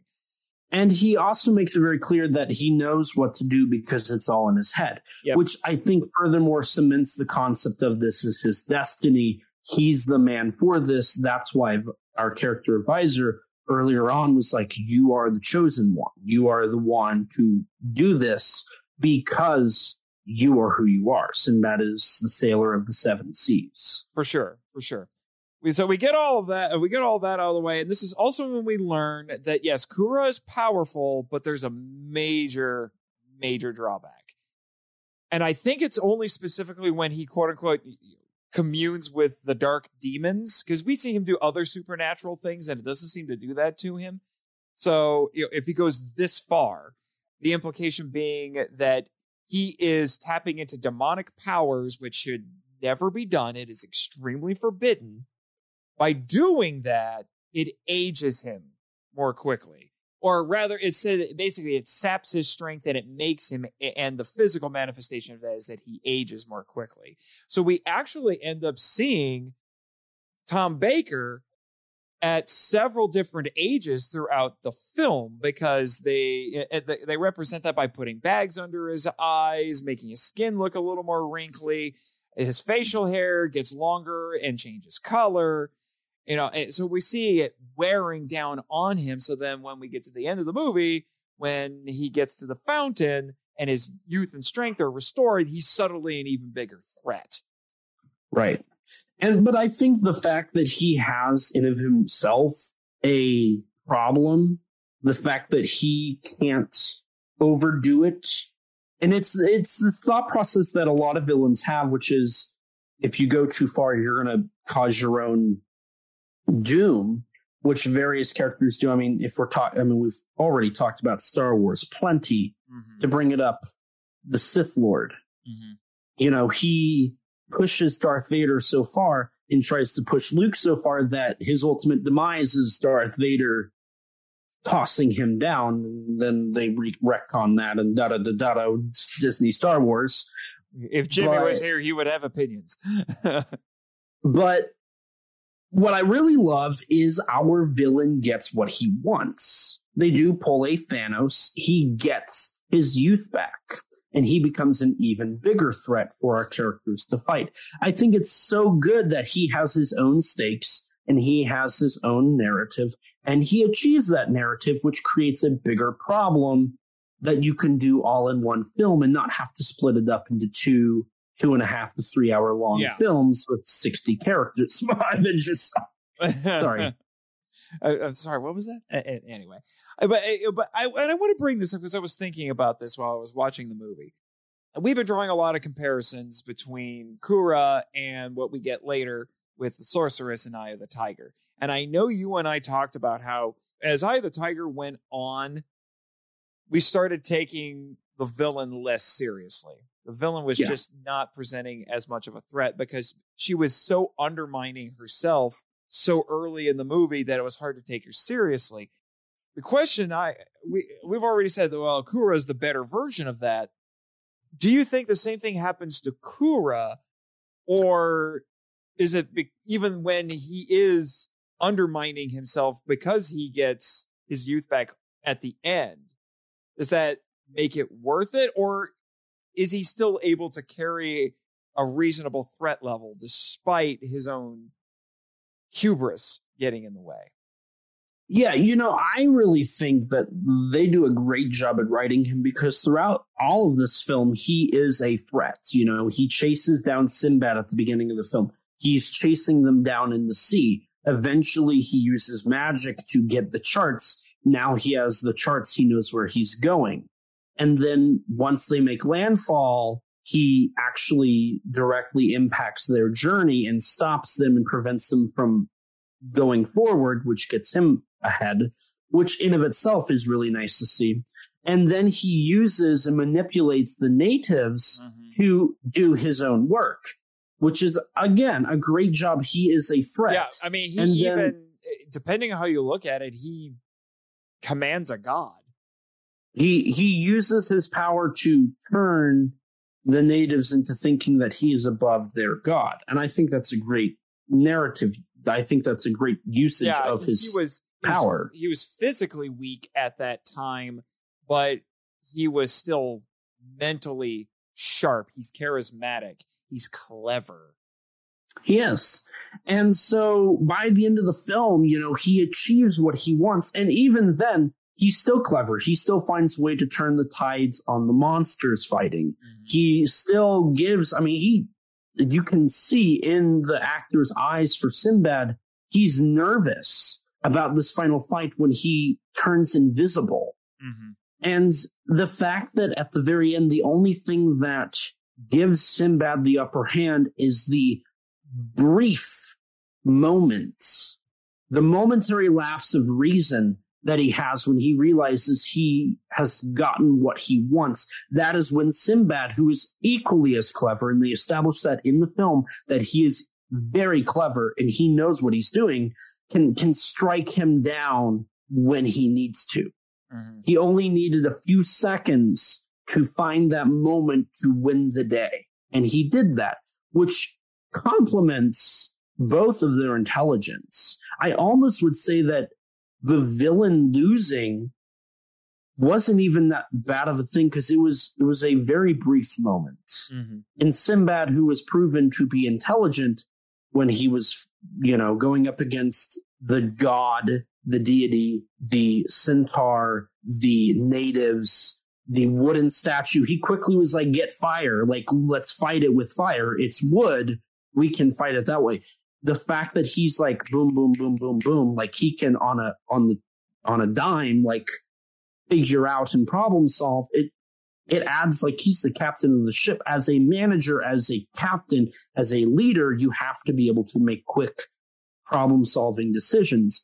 I think it all just complements his ability to adapt to any situation he's in, because that's what Sinbad did on all of his journeys, is adapting to the situation provided to him at that given moment. Yeah, for sure. I also think that it helps that you have such a strong, charismatic actor in the role as Tom Baker, because he embodies this character so well. Even when Kura is physically weak, Tom Baker is commanding the room. He is selling the strength of the character, even at his weakest moments, which is one of the reasons why Tom Baker is just an amazing actor.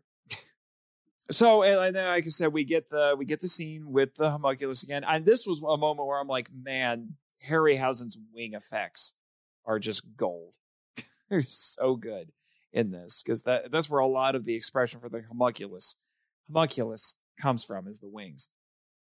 And then we finally get to Lemuria, and which is our destination here, where the Fountain of Destiny or Fountain of Youth, whatever is.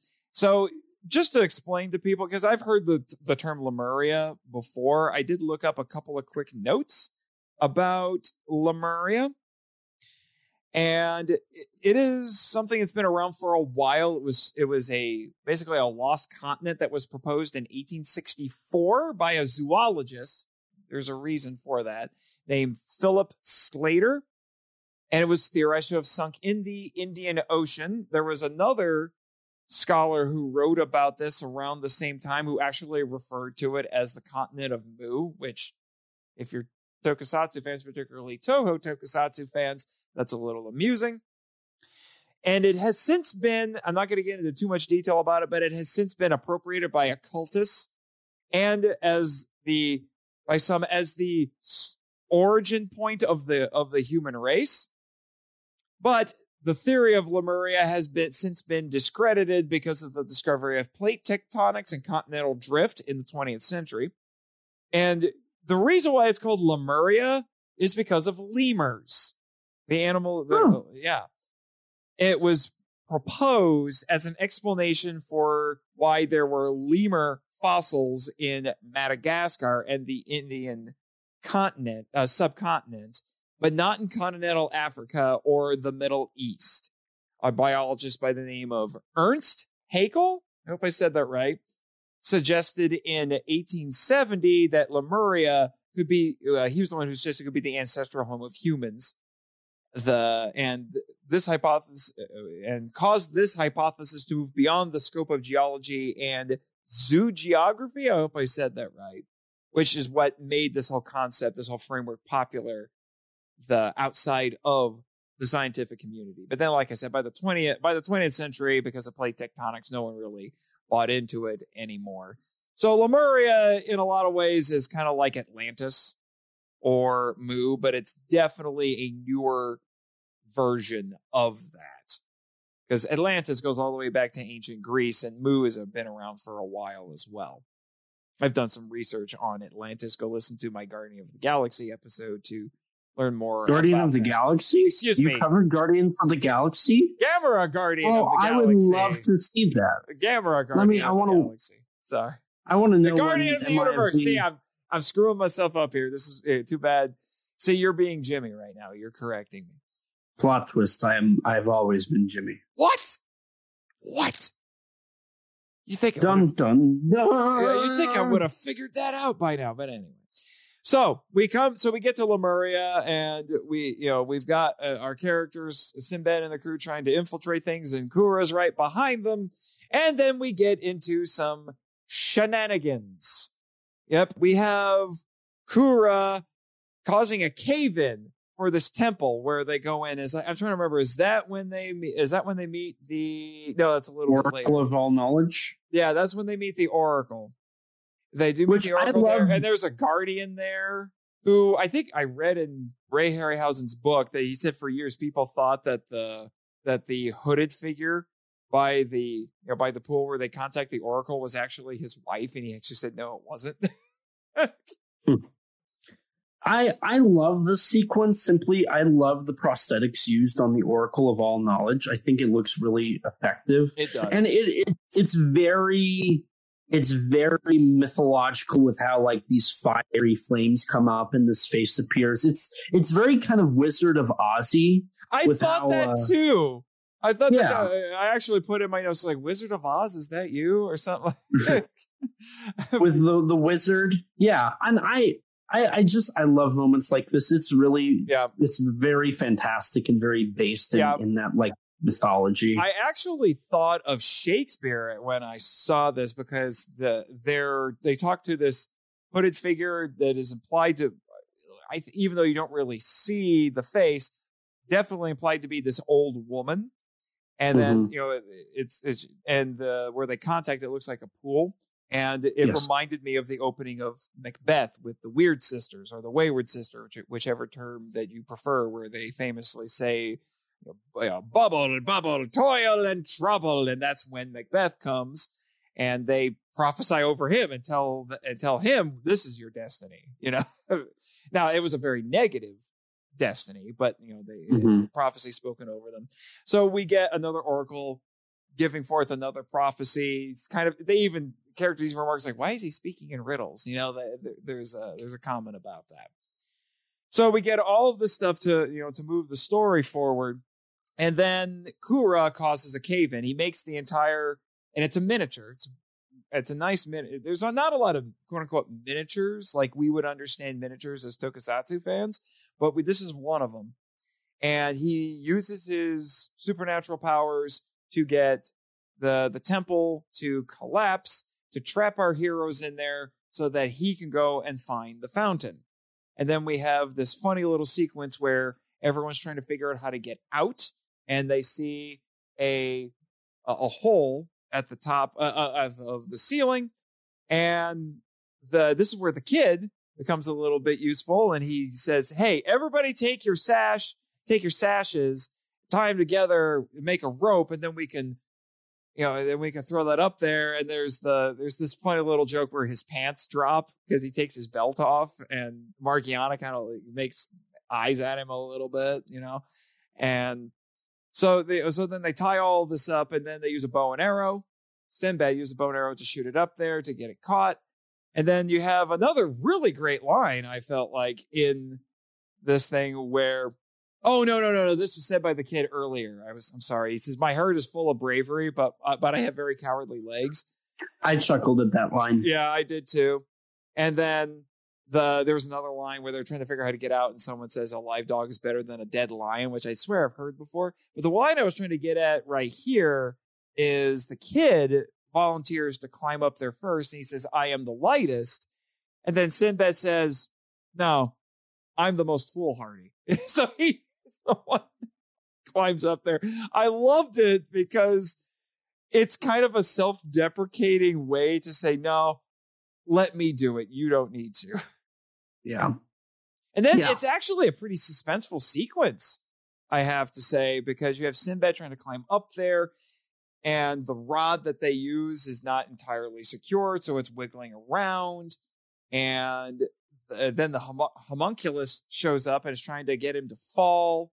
And then they're like, okay, we got to shoot this thing with an arrow, and it's the kid trying to use the bow and arrow. So now you've got the suspense of the homunculus trying to make him fall. The anchoring for the arrow is coming loose because he's moving around. And then there's like, well, maybe the kid's going to accidentally shoot him with the arrow. And, it's probably the most suspenseful sequence of the entire film.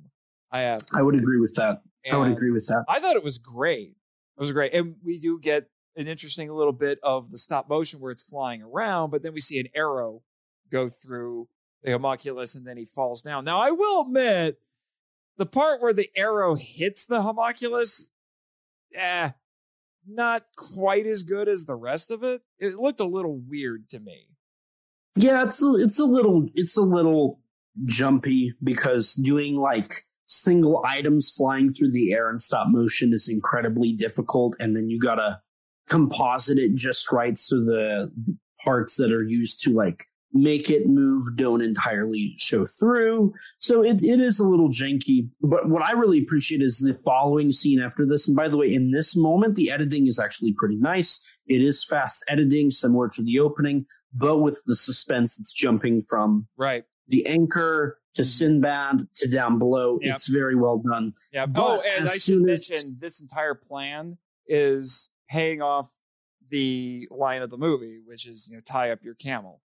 because they bring up this like, oh, Allah will save us. And it's like, yeah, but tie up your camel. That's when they come up with the plan. Right. And so one of the things I really appreciate is immediately following this, after the homunculus has been shot, we see our villain like feel a chest pain, like he's just been shot. And I love the fact that, he uses his own blood to create these. So when they get hurt, he feels it. I think that's brilliant. Mm-hmm. Mm-hmm. Yeah. And then so Sinbad gets out and he starts chasing down the villain. And then is that when he gets met by the green people? Yes. Yeah. So he gets met by the green people. And I wrote down that because I was not expecting green people in this. They're Lemurians. I wrote down, that they were Orions, which is a green-skinned race from Star Trek. Which is interesting that because we never see any female Lemurians; it's all men, which is interesting because in Star Trek at that time, we had only seen female Orions, so these green-skinned women. But still, so they show up, and that's when you hinted at it when you did your synopsis. This is when it starts getting a little bit King Kong-ish. Right, because you've got these natives who worship a god. They have a temple. They have a whole drum sequence. They have a whole dancing thing. They plan on offering up the outsiders to their god as sacrifices. And it gets even deeper in the following sequences. But I love their inclusion. I think it's very, very interesting. And it's very different from the rest of the film. And I think that's a great way to breathe new fresh light, new fresh air into this final act. Because once they are a bit of we a get wild here, card. Yes, it kind of throws you through a loop. And it is a breath fresh of air that changes things up. And for the final act of the film, you kind of have to readjust to this new concept, this new situation that our characters are going to be put into. Right. And it's also hearkening back to a different kind of classic adventure trope where you run into, we'll say, natives that can either help or hinder you on your journey. And in this case, they are hindering, but they become another obstacle that both our hero and our villain have to overcome. And Kura's the one who really makes that happen, as we've talked about, because he sees the Kali statue. Now, in my notes, before I realized it was Kali, I thought it was Vishnu, which is funny if you've seen Oppenheimer and you know about the famous quote about him talking about Vishnu. But so he makes the statue come to life. And like I said, this is the best sequence in the entire movie, just from a technical standpoint, because good Lord, that statue is incredible. What Harryhausen does with this choreographed dance sequence and moving around 8 limbs, the 6 arms and the 2 legs, and not just in a walking movement, but in a choreographed dance that he had to study. He had actual dancers, and he had to study them to see how they would move to make this look authentic, and then have to manipulate 6, like I said, 4 pairs of limbs on this thing.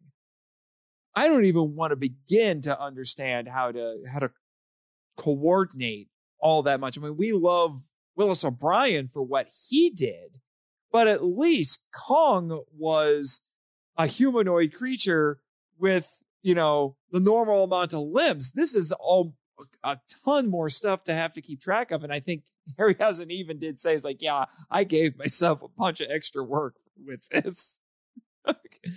But it comes out astonishingly well. I would put this up against any modern bit of CGI.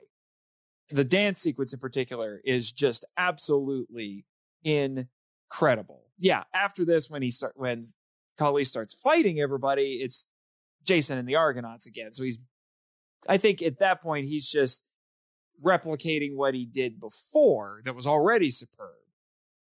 But like I said, the dance number is just incredible. And like we said earlier, a lot of extra care was put into it. It has its own unique music by different composers, and like so much care went into this. And I can't sing its praises more than I already have.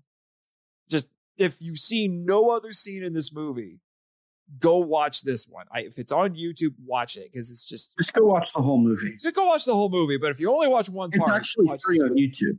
Yeah. It's free on YouTube. There you go. So you have no excuse. But still, it's just, I think it's the best sequence of the movie. Yeah, I think this is definitely the highlight in terms of just how it's choreographed in general. I would agree with that. I think this is the peak of the special effects, peak of the integration with the live action stuff, and just how, in a way, this whole sequence just is brand new. It's fresh. You've been watching for the last hour and 20 minutes, and your last, 20, 25 minutes is this whole new almost movie. We changed to caves, we changed to creatures and natives, and a whole nother, like, our villain gets more power. It is a very welcomed change that makes this film feel like it is not overstaying its welcome. Right. So we have the dance sequence that accomplishes what it needs to, convincing the natives the Lemurians to leave them alone and to think of Kura as this powerful figure that they need to lay off of. And then once Sinbad's crew catches up with everybody, then Kura commands Kali to fight them while he goes off and goes to look for the fountain. And then, like I said, we get the big sword fight sequence, which I will say, it's a great sequence. It's just Jason and the Argonauts again, right? But without the skeleton, but without skeletons. Now, for what I've read, that was an incredibly difficult sequence to film for the live action actors, as they had to pay very close attention to what they were doing. So it's well crafted. It is certainly well crafted. It's just not necessarily as original as the dance sequence was. But again, you still have, in this case, instead of it being multiple figures and multiple skeletal figures with the normal amount of limbs, it's actors fighting a 6-armed, sword-carrying creature. Which, that in that case, I would say it's still pretty impressive. It's just, like I said, just not as fresh as as it could have been. But it's still a good sequence. And by defeating Kali at the end, with the kids' help, he makes himself useful again. That's when they finally find the last third of the talisman, because it was inside of Kali. And then we start heading. Well, no, then the natives capture all of them again, and then that's when we get the Rancor style sequence where we finally get the payoff for this. The eye tattoo. And they don't really fully explain it, and it kind of annoyed me a little bit. But, remind me, what was the significance of the eye tattoo again? It was a symbol that they also found in the cave. Right. And it symbolized the god of the single eye and the fountain's guardian of evil. Uh-huh. It was a way for her to be... She's kind of a plot device in this regards, because she was meant to be there. And eventually it leads to she's going to be Sinbad's significant other, so that's her destiny. So it's just a way to intertwine her with everything else. Sinbad... It doesn't entirely make sense, and to be honest, I was a little disappointed that this was the payoff, when that's something that we saw basically within the first minute of the movie, is this weird, mysterious thing. And I don't know. I was like, really? We forgot about it for like an hour, and now this is our payoff. Right. Okay. It was one of the moments where I was a little disappointed with the movie, because it seemed like something that was given a lot of weight early on, then got forgotten, and the payoff didn't seem like it matched up with everything else, personally, for me. Right. Yeah, and I will say this, I think our side characters in general kind of get sidelined at certain points throughout this film, even though they're relevant to the eventual end of the film. They do often frequently become just kind of background characters that we see in the background reacting. I think the best example is when Visor is on the boat with the masked lady coming alive, and he's literally just there, like, screaming and looking up at this monster and then looking over at Sinbad. And it's like, you're just there reacting to everything. You're just the audience. Like, why are you not doing anything else? Yeah. So but that's a common problem in the film, I would say. And then the weird thing is, I think if I remember correctly, seeing the eye on there kept convinced them not to kill them. But then they took her, and they're like, "Oh, now we're just going to sacrifice you." Which we get even more King Kong connections here. Then they throw her down into the pit, which again reminded me of Return of the Jedi. And because she falls down there into this pit. There's a cave over there. You hear a monster coming out of the cave, and and then the monster comes out, and it's not a Rancor, it's the Cycloptean Centaur. I almost said Minotaur. It's Centaur, which I will admit is pretty cool. Combining those two creatures there. And then that's when the Vizier takes his helmet off to distract them for whatever reason. Well, we know why. And then they all go down into the pits. They all go down into the pit, but at this point, the monster has taken her away in true King Kong fashion.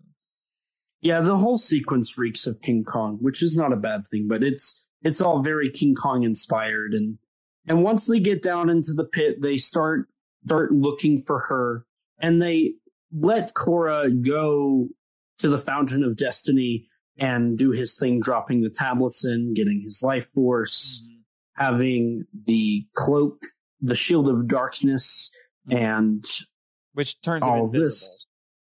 Right. They let him do that while Sinbad and the crew go find Morgiana, and she's like, "But you let him find the fountain." And he's like, "I don't care. Like, you're more important." Again, he's valuing these people's lives over the journey, over the end goal. And then when they show up to the Fountain of Destiny, that's when we get our grand fight between the Fountain's Guardian of Good and Evil, the Centaur and the Griffin, which is a bird on a lion's body with wings. And then we get a little fight between the two that ends with Korra slicing the heel of the Griffin, which causes the Centaur to have the upper hand and win. And then we see Sinbad and the others fight the Centaur as Korra kind of watches. And then Sinbad manages to slay the creature through much effort. And then we get the final fight, Korra versus Sinbad, what we've been waiting for this entire time. Korra gets the invisible shield of darkness, and then Sinbad and him fight where he turns invisible. And then at this point, Sinbad ends up dropping the piece in, but before he can even do that, as we've already talked about, Korra ends up getting a bit cocky in a brief moment, and Sinbad's able to kill Korra before he can do anything else. Yeah, because he accidentally makes himself visible by standing inside the fountain's waters. Which ends with the fountain turning into a fountain of blood. Which is kind of creepy. I thought it was cool. I love that sequence. It's cool, but it was a little shocking when I saw it. Like, oh, ooh. And then Sinbad drops the third piece, which then a crown shows up. Before he sees it, he actually sees his reflection, which this is a great effect of him with the crown on and this beautiful outfit showing him as the king. Sinbad kneels down, the crown appears, he takes it up, but instead of bearing the crown, he gives it to the Visor, who then puts the crown on. Well, Sinbad puts the crown on, Yeah. the visor kind of walks away. Yeah. I love how the crown fits perfectly on his mask. Yes, it does. It's really great. And then it slowly fades and dissolves away with him now having an unscarred face, which is a really nice moment. And during all of this, it's kind of theatrical, especially with how the actor for the visor is acting.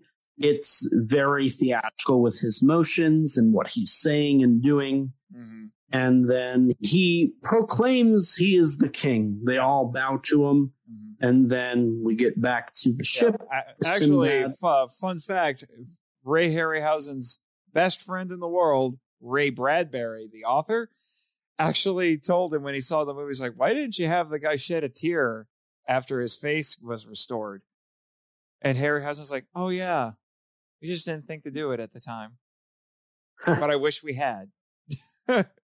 Now, following this sequence, we get our wrap-up scene, our conclusion, where Sinbad's back on the boat with everybody else, and Margarena is with them, and she asks why he didn't take the crown, because that would have been, he would have had everything. And again, the idea of freedom comes back up, because then he says, a king is never truly free.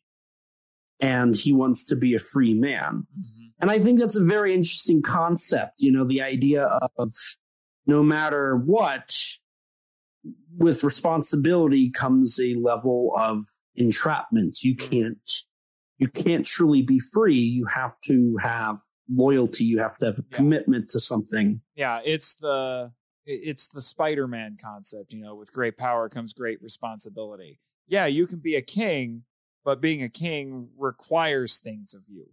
And Sinbad knows that is not what he wants, and he knows that is not fit for him. So he lets the visor have it, which is a really nice final moment for the two who have been on this journey from almost the beginning. And then with this, he and Margarina get together, ending with a kiss. And as the movie began with an establishing shot of the boat, it ends with a establishing shot of the boat, concluding the film. Yeah, so it's a very nice bookend, because this is Sinbad the Sailor after all, and so it only makes sense to end on a ship. So that's our movie, and like I said, we're going in reverse order here, but I definitely enjoyed this more than Eye of the Tiger. I think it's a better movie than Eye of the Tiger, in large part because of the cast. I think it's a stronger cast, particularly with the presence of Tom Baker. And it's got some really standout sequences in terms of the special effects. I'm just overall incredibly happy with this. If you're going into this looking for an exciting fantasy adventure movie, you're going to really get an exciting fantasy adventure movie. I would agree. I would agree with that. There's plenty to enjoy in the film. In fact, we had hinted at it at the beginning of our discussion, but Roger Ebert certainly said that, and Harryhausen said that was his favorite review for the movie. Well, there you go. Ebert wrote that he had a friend. He asked a friend, hey, have you seen any good movies this summer? And he said, only Sinbad. And Ebert's explanation for that was, quote, because it did one of two things movies are supposed to do. It created and sustained a fantasy. It was an exciting escapist adventure. It was fun. End quote. Hey, that goes back to what I said earlier, too. Exactly. Exactly.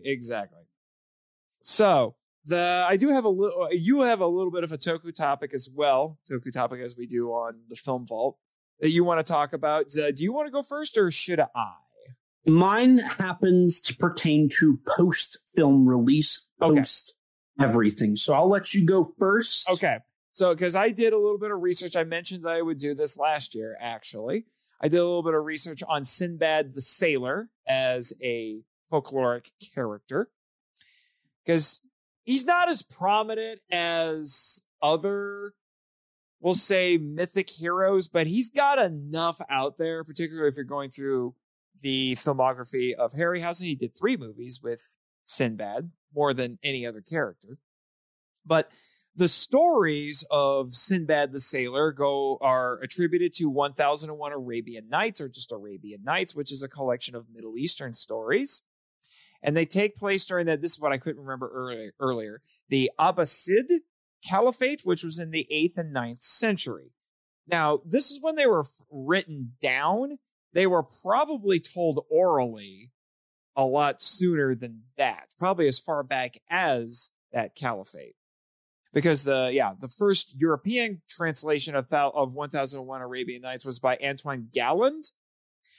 The first English version appeared in 1711. And this was based in part on a 4-volume 16th century Syrian manuscript.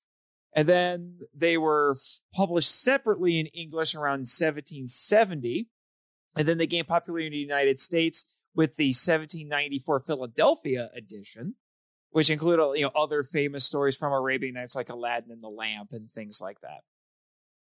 And then there were numerous new editions published in the 19th century, which made him even more popular. The best known translation in English is that of Sir Richard Burton, who was a linguist, a writer, and an explorer. And he wrote a widely popular 16-volume series on the called the Arabian Nights Entertainments, or the Book of 1,000 Nights and a Night, which was published between 1885 and 1888. Now, here's the interesting thing about Arabian Nights. The framing story with it is that you have the wife of a king who has decided to execute her, and she keeps telling him a story every night, and she always leaves it off basically with a cliffhanger. So he keeps delaying the execution. And then after 1001 Nights, he just decides not to execute her. So there's an actual extra layer of suspense within even the Sinbad story when you know that particular context. Now, Sinbad, that's the Anglicized version of the name. He's also called Sinbad or Sindbad with a D.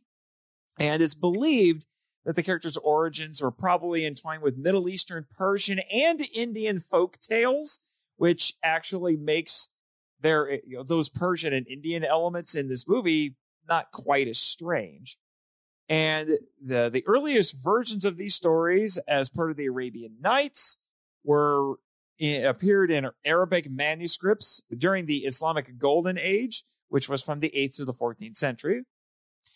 And it was marked by significant advances in science, technology, literature, and culture under the Abbasid Caliphate. And it was also a massive age of exploration. So here's the thing. I don't know if you knew this. This does not come up in any of these movies. There's actually 2 Sinbads. Really? Yeah, there's Sinbad the Sailor, who is the adventurer. And there's also Sinbad the Porter. So the framing story, you have Sinbad the Porter who meets Sinbad the Sailor, and so it's a framing story, I guess, within a framing story. And Sinbad the Porter meets Sinbad the Sailor, and he keeps having dinner with him every night, and he keeps telling him about another one of his voyages, and he always says "Oh, that's one, but I'll tell you about the next one tomorrow." And then by the end of it, he basically says, "Hey, Sinbad the Porter, why don't you, come live with me and we'll be like brothers." And the whole premise is that, it's like a fairy tale where you're learning some different lessons listening to these 7 different voyages that Sinbad went on, learning things about like cleverness and over brute strength and things like that. Yeah. So he was introduced as a Baghdad merchant, has fantastic adventures, mythical creatures, supernatural phenomena, exotic lands. Yeah. And like I said, it was probably came from merchants and sailors who were traversing the Indian Ocean and the Maritime Silk Road. So it's just exaggerated versions of those.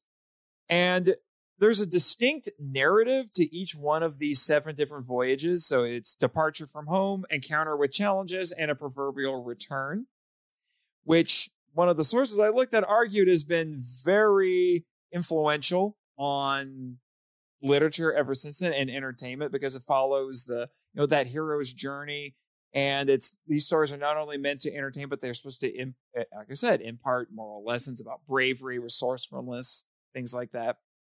And let me see. So Sinbad has interactions with different societies, and his responses to these various moral and ethical challenges, they reflect the virtues of the Islamic culture at the time related to hospitality, honesty, and cleverness. And they also showcase some of the economic and social growth that was going on at the time during this caliphate, because these Arab and Muslim traders were exploring new trade routes and discovering new cultures. A lot of these exotic locales were were east of Africa and south of Asia. Quote, in modern literature and film, elements of Sinbad's tales can be seen in the episodic structures of adventure stories and in the archetypal character of the explorer or adventurer. The impact of these stories is evident in the works of authors like Jules Verne and C.S. Lewis, who incorporate the fantastical and the journey into the unknown in their works. End quote.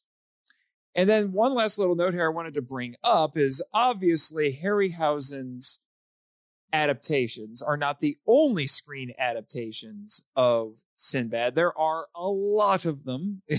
If you just look up Sinbad the Sailor on Wikipedia, there's an entire section with a long list of different adaptations. Or broken up into I think it's English language animated films, non-English animated, English live action, non-English live action. There's a bunch of them. Screen Rant rated 19 live action film. Well, no, just 19 Sinbad movies altogether.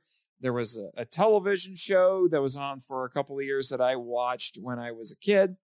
But just to give a couple of quick highlights, the earliest English language adaptation of Sinbad was a 1935 animated short produced and directed by, I am not entirely sure how to say this name, but Ub Iwerks, which is in public domain, and you could actually just go on Wikipedia and watch it on Wikipedia. It's about 7 minutes long.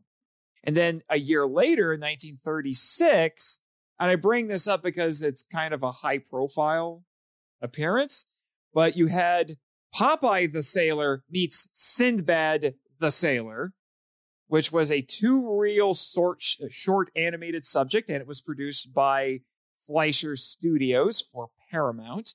And if you are an animation aficionado, the Fleischers are very significant. They did a lot of great early animation, and one of the things that they're really well known for is the Superman shorts from the 1940s. And then the first American live-action film was 1942's Arabian Nights, but Sinbad is just part of an ensemble. He's not the main character. His first American live-action film that's just about him was Sinbad the Sailor in 1947, which was directed by Richard Wallace and starred Douglas Fairbanks Jr., Maureen O'Hara, and Walter Slezak and Anthony Quinn. And it's supposed to be the 8th voyage of Sinbad, where he discovers a lost treasure of Alexander the Great, because of course he does. And then there was also a silent live action film in India, 1930, which I think technically makes it the oldest screen adaptation of Sinbad. And then, because obviously it has to be brought up, there was an animated Japanese film in 1962. And also, as I think we talked about this before we started recording, there was also a live action film about Sinbad produced in Japan by Toho in the early 60s. So technically it's not Sinbad. Its Japanese title is The Great Thief. It was titled Samurai Pirate by AIP, later changed to The Lost World of Sinbad. So it's kind of a gray area. It's a Sinbad movie in name only, kind of like the Italian films that got turned into Hercules movies, even though they were never supposed to be that. But it is important to note, Toshiro Mifune does play the main character in that film, and it does have Mei Hama, who was in King Kong vs. Godzilla as Fumiko Sakurai in King Kong vs. Godzilla, Kyumi Mizuno, and Akiko Wakabayashi. Yes. All very popular, very famous people in the Showa era. Yep. And it is a film that was written by Takashi Kimura, also known as Karu Mabuchi, and Shinichi Sekizawa. I was going to bring that up. It's one of the that's probably the only full collaboration that they ever really did together. Yeah, I think there's like 2 or 3 others. Technically, Godzilla versus Gigan, kind of, and Megalon, kind of. And Megalon, kind of, but this one was like, near as we can tell, they worked on that one together. Correct. Which makes me pretty excited to actually see this movie. Yeah. So, did you have anything else you wanted to bring up in your? Nope, okay. That's everything. So mine is a little interesting tidbit about what happened after the film came out. So the Golden Voyage of Sinbad started a very lengthy lawsuit against Columbia Pictures. So in the early 1970s, Columbia was in a very bad financial spot. The company was in debt millions of dollars. They ended up getting bought out, and they fired all the management of Columbia Pictures. New people were brought in. Then they started a partnership with Warner Brothers called the Burbank Studios, because they both had backlots in Burbank, California. They had a new CEO, everything. Like they had a whole overhaul. So in 1973, actually 1972, there was a problem. Columbia couldn't afford to produce and distribute and market the films they were making. So, because of the financial ruin, they actually opened up to private investments. A millionaire with the last name of Persky collaborated with a friend of his with the last name of Bright, and they created the company Persky Bright Associates, which had them and a dozen other millionaires to help financially back films. So initially, their plan was to only be financial backers, but they decided that they wanted to go into releasing films as well. So they actually acquired the rights to one of Columbia's films, and that was shelved. They weren't going to do anything with it. They bought it and they started releasing it. It ended up being a way to prevent tax write-offs, which is actually oddly relevant to the modern day because Wile E. Coyote versus Acme, the idea of studios, Batgirl's another one, writing off films because they're bombing or they don't go release. They can write those off and get tax breaks. So Golden Voyage was actually the second film from Columbia that Persky Bright Associates worked on. It was considered a low-risk film, and nobody really valued it, but Persky loved pulp films and pulp stories, so he wanted to back the film. Actually, in an interview, he actually brought up that in rentals, Golden Voyage of Sinbad made $9 million alone. Really? So it was a very successful film. He said 9. My source said 6. 9 million for rentals.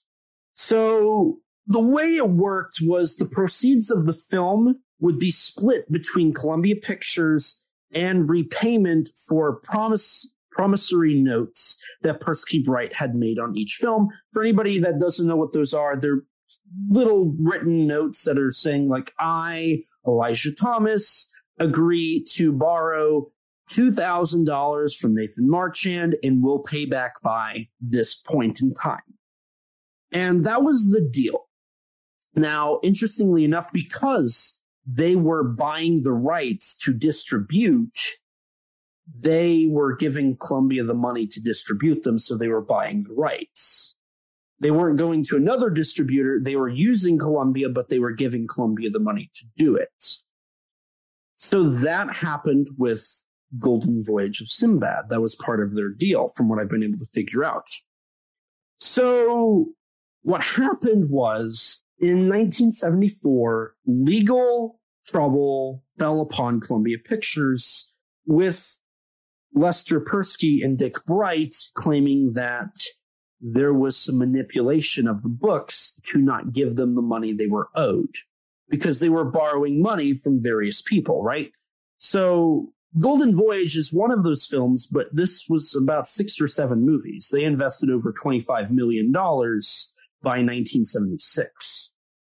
So, as you can imagine, millions of dollars, rights issues, that led to a legal lawsuit that ended in 1980. It took a while for this to actually go through. So So it was a very long thing. I skimmed most of it, but essentially the legal charges claimed that, quote, Columbia engaged in various practices which had the effect of reducing competition in the market for the licensing of Wright Persky Associates films. So they were saying that, like, they were manipulating the market a little bit on how they were releasing them. They also said, quote, Columbia materially breached its contractual and fiduciary, also known as trustee, duties by delaying or failing to report revenue, which is how they would get their payments. So Columbia was, in theory, they claimed that Columbia was stealing money from them, right? They also accused Columbia of failing to credit them for success, which, as you see, nowhere in Golden Voyage are they credited at all.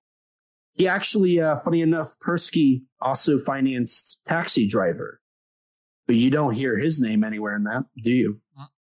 Yeah, so he financed dozens of movies and never got credit. So in the 70s, he wanted to start changing that, but it ended up not really working out. He's only credited for 4 or 5 films. But he accused them of not exploiting the films in all territories as they should, not refunding prepaid money that was unused, so they would give them money for budgets, and then if it didn't get used, they wouldn't hand it back. They would write it in as, oh, hey, we used the whole budget. You don't get that money back. And purported option, and they threatened essentially to use purported options to distribute films, which is freezing the agreement. So that would be like if I said, hey, Nathan, let's record a podcast. And then I say mid-podcast, oh, I have to wait. We have to put a pause on this. And I go do something else. Mm-hmm. So they would threaten to do that in order to distribute the films. And they would do that. And it was a whole process that they claimed they weren't even following proper business practices.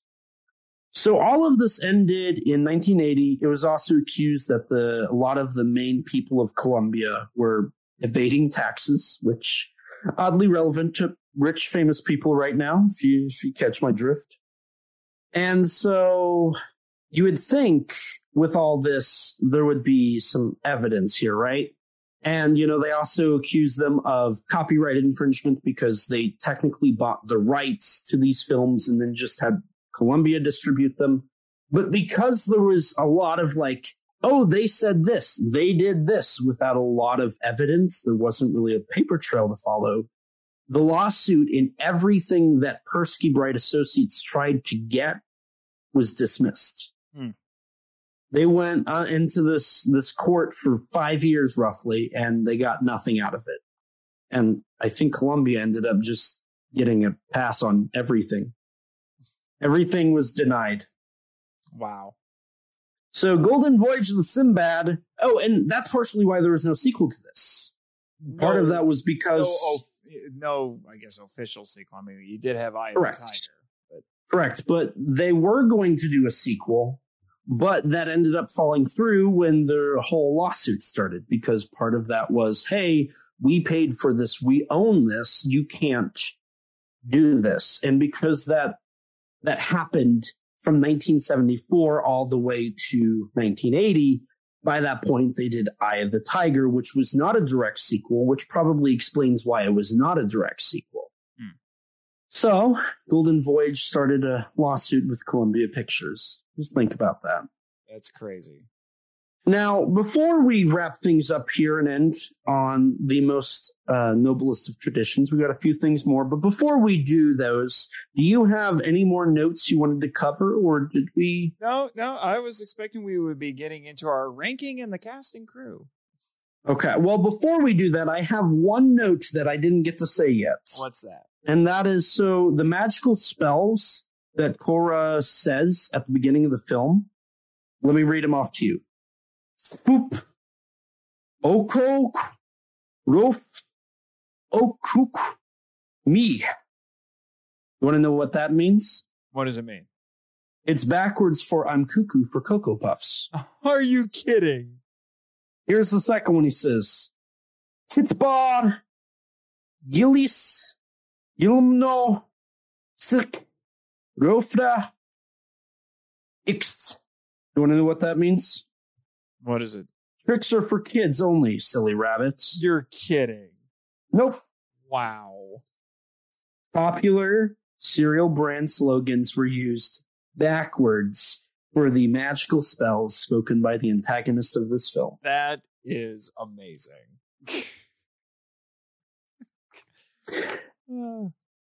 And so with that, if you're ready, we can transition here into the casting crew. Alrighty. For a brief moment. So starting with our cast, John Philip Law played Sinbad. He was also in Barbarella, Tarzan the Ape Man, The Spiral Staircase, Night Train to Terror, Moon in Scorpio, Space Mutiny, Alienator, and Curse of the 49er. Okay. Tom Baker, who played Prince Cora, was in Frankenstein, The True Story, The Curse of King Tut's Tomb, The Mutations, Vault of Horror, Dungeons and Dragons, The Wolves of Wilguri Chase, Enemy Mine, and Doctor Who. Takis Emmanuel played Ahmed, the actor. No real credits to give for him. Robert Reitzi played Ahmed, the voice actor, was in Thunderball, Never Say Never Again, The Omen, Hannibal, Dr. No, Lawrence of Arabia, and Gulliver's Travels. Also, he was an ADR director. I hypothesize he directed some of the stuff for this film, considering he did ADR. Caroline Munro, who played Margarina, was in Casino Royale, Dracula AD 1972, Captain Kronos, Vampire Hunter, At the Earth's Core, The Spy Who Loved Me, Star Crash, Maniac, The Last Horror Film, Don't Open Till Christmas, Strangler High, or Slaughter High, Faceless, Night Owl, Flesh for the Beast. Gregory Aslan. I forgot she was in Star Crash, which is a little astonishing. Yeah, and she kind of was a Bond girl too. So Gregory Aslan played Hakim. He was in the Ray Harryhausen film The Three Worlds of Gulliver.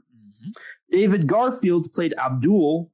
He was credited as John D. Garfield. Was in Hollywood Horror House, Damon, Omen 2. He was in the editorial department for that film. The Beast Within. He was also editorial for that. He was the editor for The Karate Kid Part 2 and the editor for Frankenstein, The College Years. Kurt Christian played Harun, was in Horror Hospital, Sinbad and Eye of the Tiger, and The Time Crystal. Martin Shaw played Rakid, who was in the film adaptation of Macbeth. Aldo Sambrel played Omar, was in A Fistful of Dollars, For a Few Dollars More, Monster from 1980, Satan's Baby Doll, and Fresh Flesh for the Beast, which she co-starred in with Caroline Munro. But just a note, A Fistful of Dollars and For a Few Dollars More were adaptations of Akira Kurosawa films. That's why they're included. Robert Shaw played the Oracle of Knowledge, uncredited. He was in From Russia with Love, Jaws, and The Deep. Douglas Wilmer played the Visor, who was in The Vampire Lovers, Octopussy, and Sword of the Valiant. Oh, Sword of the Valiant. That's a movie. I want to watch the rest of that at some point. That has Sean Connery in it. It's an Arthurian movie. As for the crew, Gordon Hessler is your director. He directed The Woman Who Wouldn't Die, The Oblong Box. He was also the producer on Scream and Scream Again, Cry of the Banshee, Murders of the Rue Morgue, Scream Pretty Peggy, Wonder Woman, 2 episodes of the TV show, Tales of the Hunter, and Pray for Death. Brian Clemens, your writer and story by, was in The Telltale Heart, See No Evil, Dr. Jekyll and Sister Hyde, Captain Kronos, Vampire Hunter, the same film that Miss Monroe was in. He directed that as well. Highlander 2, The Quickening, and Highlander, the series. Oh, no, Highlander 2. Charles H. Sheener, the producer, also worked on various Ray Harryhausen films, including Clash of the Titans, Sinbad and the Eye of the Tiger, The Valley of Gwangi, First Men in the Moon, Jason and the Argonauts, Mysterious Island, The Three Worlds of Gulliver, The Seventh Voyage of Sinbad, 20 Million Miles to Earth, Earth versus the Flying Saucers, and It Came from Beneath the Sea. Miklos Rosa, the composer, did music for The Thief of Baghdad. Also, fair warning, a lot of these credits actually were just stock music and he was uncredited for. He had music in Superman, the 1948 serial series, But Abbott and Lou Costello Meet the Invisible Man, Captain Video, Master of the Stratosphere, Earth versus the Flying Saucers, Zombies of Molta Taru, 20 Million Miles to Earth, The World, The Flesh, The Devil, Time After Time. So that is your cast and crew. And with that, I think we're on to our rankings. Yeah. I mean, obviously, we've talked a lot about Ray Harryhausen. We've, mentioned a bunch of his movies already. All right, so the ranking. So we are going to be ranking just the 3 films that we have covered so far in this series. Both of us have seen other Harryhausen movies, but we're sticking to what we've seen so far. So, number 3. I think we're probably going to agree on this one. Number 3, I feel like it's Sinbad movie. Are we correct? Yes. Okay. Sinbad in the Eye of the Tiger. Yeah. So it's just, yeah. You and I both agree that, it's just not all that impressive overall. I fell asleep. You fell asleep. So, I mean, that tells you everything you need to know. That tells me everything I need to know. It tells you everything you need to know. Now, I do think 1 and 2 potentially might be different. I'm not sure. I think they're going to end up being the same. Okay. What's your number 2? My number 2 is The Golden Voyage of Sinbad. Oh, we do agree.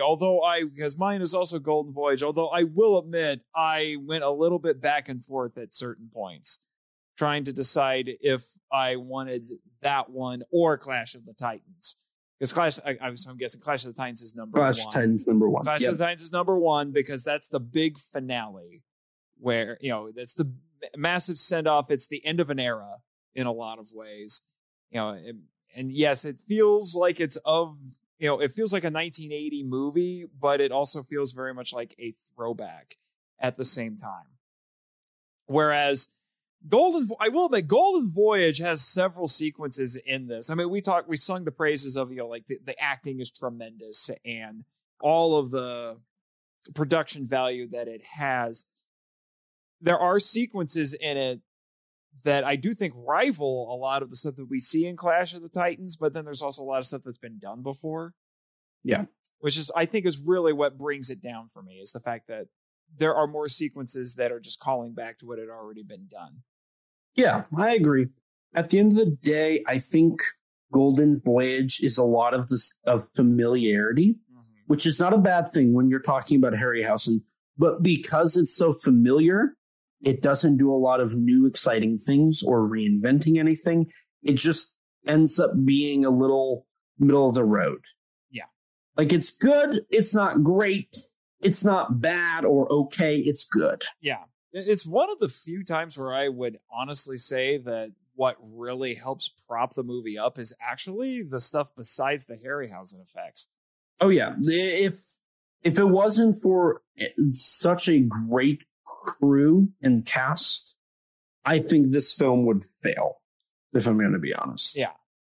Which, I don't know. I think it depends on the movie. Some people would tell you that there are certain movies that you only watch for the Harryhausen effects, which I can totally understand. I think I heard somebody once observe that, interestingly, Harryhausen often, actually, I think basically every movie Harryhausen had, he was limited on his budget. He never really got a big budget movie, except maybe Clash of the Titans. I think you could make that argument that was pretty big budget for Harryhausen. Yeah, but then you had his successors like your Phil Tippett's and all that, who got the massive, big budget Hollywood blockbusters. So the point in that argument is that, imagine what Harryhausen could have done if he had a true big budget blockbuster on his hands. Some would argue that the fact that he didn't is probably what led to a lot of what he did. I would agree with that. Yeah. But, you know, what? I was just going to say, I feel like we've done a pretty good job at breaking down the film. And, its coverage. I honestly, this has been my favorite discussion we've done so far. It has been great. It has been great. And thankfully, I don't think you said anything that's going to trigger some of our friends, like you did with Clash of the Titans. You ruffled some feathers. You ruffled some feathers with Clash of the Titans. Speaking of all this, while he's gone, I just want to bring up Jimmy never sent me a letter.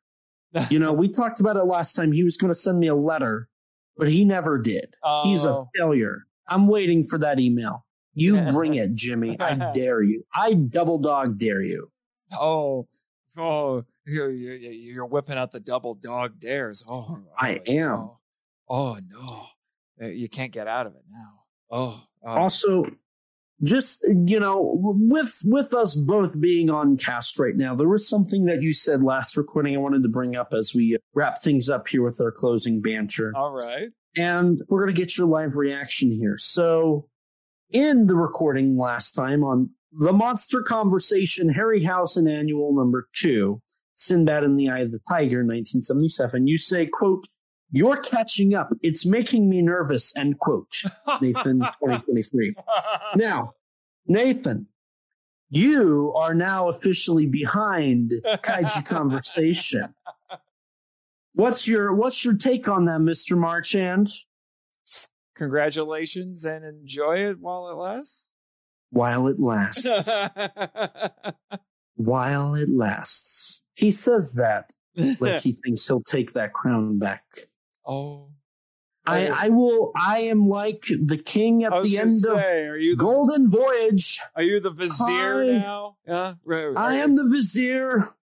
I guess that makes me Sinbad, right? And I'm like, I like my freedom. You can call keep it. Call to Allah, but wear your camel's back. I said that right? No. Close enough.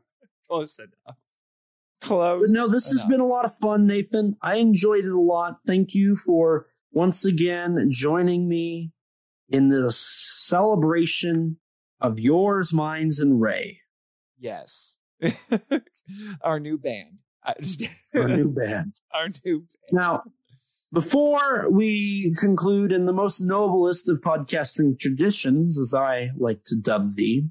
Yes. Happy birthday, Nathan. Happy birthday, Elijah. And a great old heavenly birthday to Mr. Ray Harryhausen. Indeed.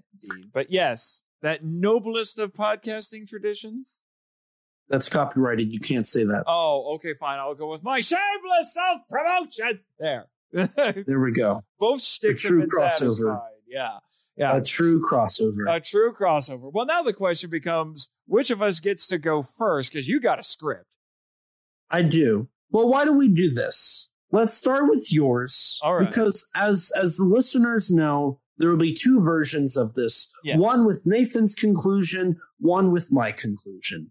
So if this is the end of my spiel, I guess we should do our personal sign-offs and then the podcast. Yes. So would you like to start, or do you want me to start with my sign-off? You know what? You go ahead. Hello, I'm Elijah, and I have a kaiju and tokusatsu problem. Joking aside, I am Elijah Thomas. I co-host the podcast, Kaiju Conversation, with my co-host and good friend, Rex. We cover the wide world of tokusatsu, from kaiju and giant monsters to henshin heroes and J-horror. You can find us on any podcast platform you use, and follow us on Instagram, Facebook, and Twitter at Kaiju_Converse on all of those sites. I'm also part of the rotating hosts for Monsters with Attitude. You can check us out on YouTube, where we do monthly live streams talking kaiju entertainment. You can also head over to Facebook and join our Facebook group. It's a great place to talk with like-minded people. I'm also a writer. I've written for GodzillaMovies.com and in Kaiju Ramen Magazine.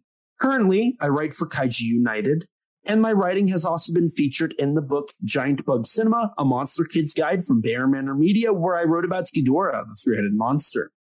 Outside of writing and podcasting, I also served as a consultant on the upcoming Titanic Creations officially licensed Yongari action figure. You can go to titanicreations.com/Yongari, YONGARY, and pre-order yours today. We're at a little over 500 pre-orders. let's get it to the 800 so we can get all the special stuff that comes with the release. You can also join the Titanic Creations text subscription or email subscription to get updates on that and their upcoming Pulgasari figure. I've also had the privilege to produce bonus features for SRS Cinema. I've worked on Yuzo, The Biggest Battle Tokyo, Liverleaf, and I'm developing materials for the upcoming War of the Ninja Monsters, Jiron vs. Gora on Blu-ray, and I even did a commentary track for Yuzo. You can order all of these Blu-rays and pre-order Ninja Monsters on srscinema.com. Note to self, when you get to Yuzo, bring Elijah on. I'm also a filmmaker and YouTuber. You can check out my stuff on my YouTube channel, ET13 Productions, where you can see some of my short films, my old YouTube videos, and along with the ever-growing playlist that features all of my appearances on YouTube. I do plan on getting some new videos out soon, so definitely stay tuned for that. I also appeared in a kaiju movie, little-known film called Zillafoot from 2021. I made a brief cameo in the film as Skywatcher number 2. It's got a rating of 3.7 out of 10 on IMDb. So, if you're looking to watch more kaiju, you can also buy the Blu-ray on srscinema.com or the DVD from any major online retailer. Or just watch it for free on Tubi with ads, or go on Amazon Prime and buy it. And you can then also check out listen to our podcast episode on it. The definitive podcast on that movie.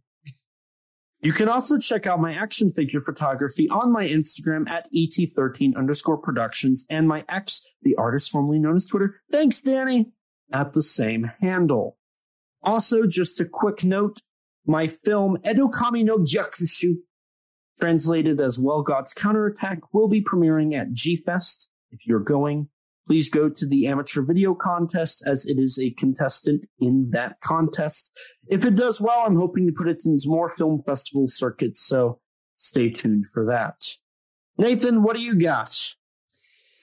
Obviously, you listen to the credits to hear where you can follow the MIFV on all of the socials. And if you want to send us feedback, you can email us at monsterislandfilmvault@gmail.com. Like I said, listen to the pre-recorded credits to get all of the important information related to that. Well, obviously, you can follow the Film Vault on all of the socials on X, the artist formerly known as Twitter, as you like to put it, and as Danny likes thanks, to put Danny. it. Yes, thanks, Danny.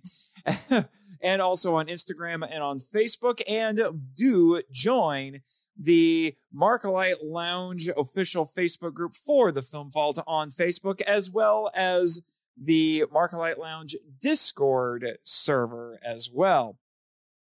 And I should also let everybody know that I was the co-host of both The Power Trip, A Journey Through the Power Rangers franchise with Michael Hamilton, and Henshin Men, which are both tokusatsu superhero shows. They are doing a DBZ Styles fusion dance into a new podcast called Henshin Power V3, which I will be co-hosting with my friends Jake Hambrick and Christopher Reiner. That will be launching on Ultraman Day, July 10th.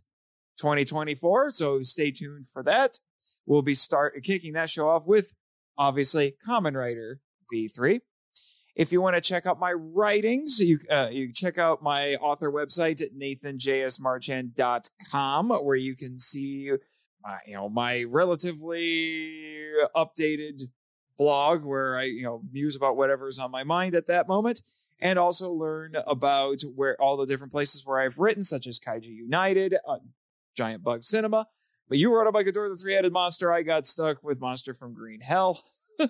Hey, at least you got to write for a published book. I did, and it was nominated for a Rondo, so I can definitely put that on my resume.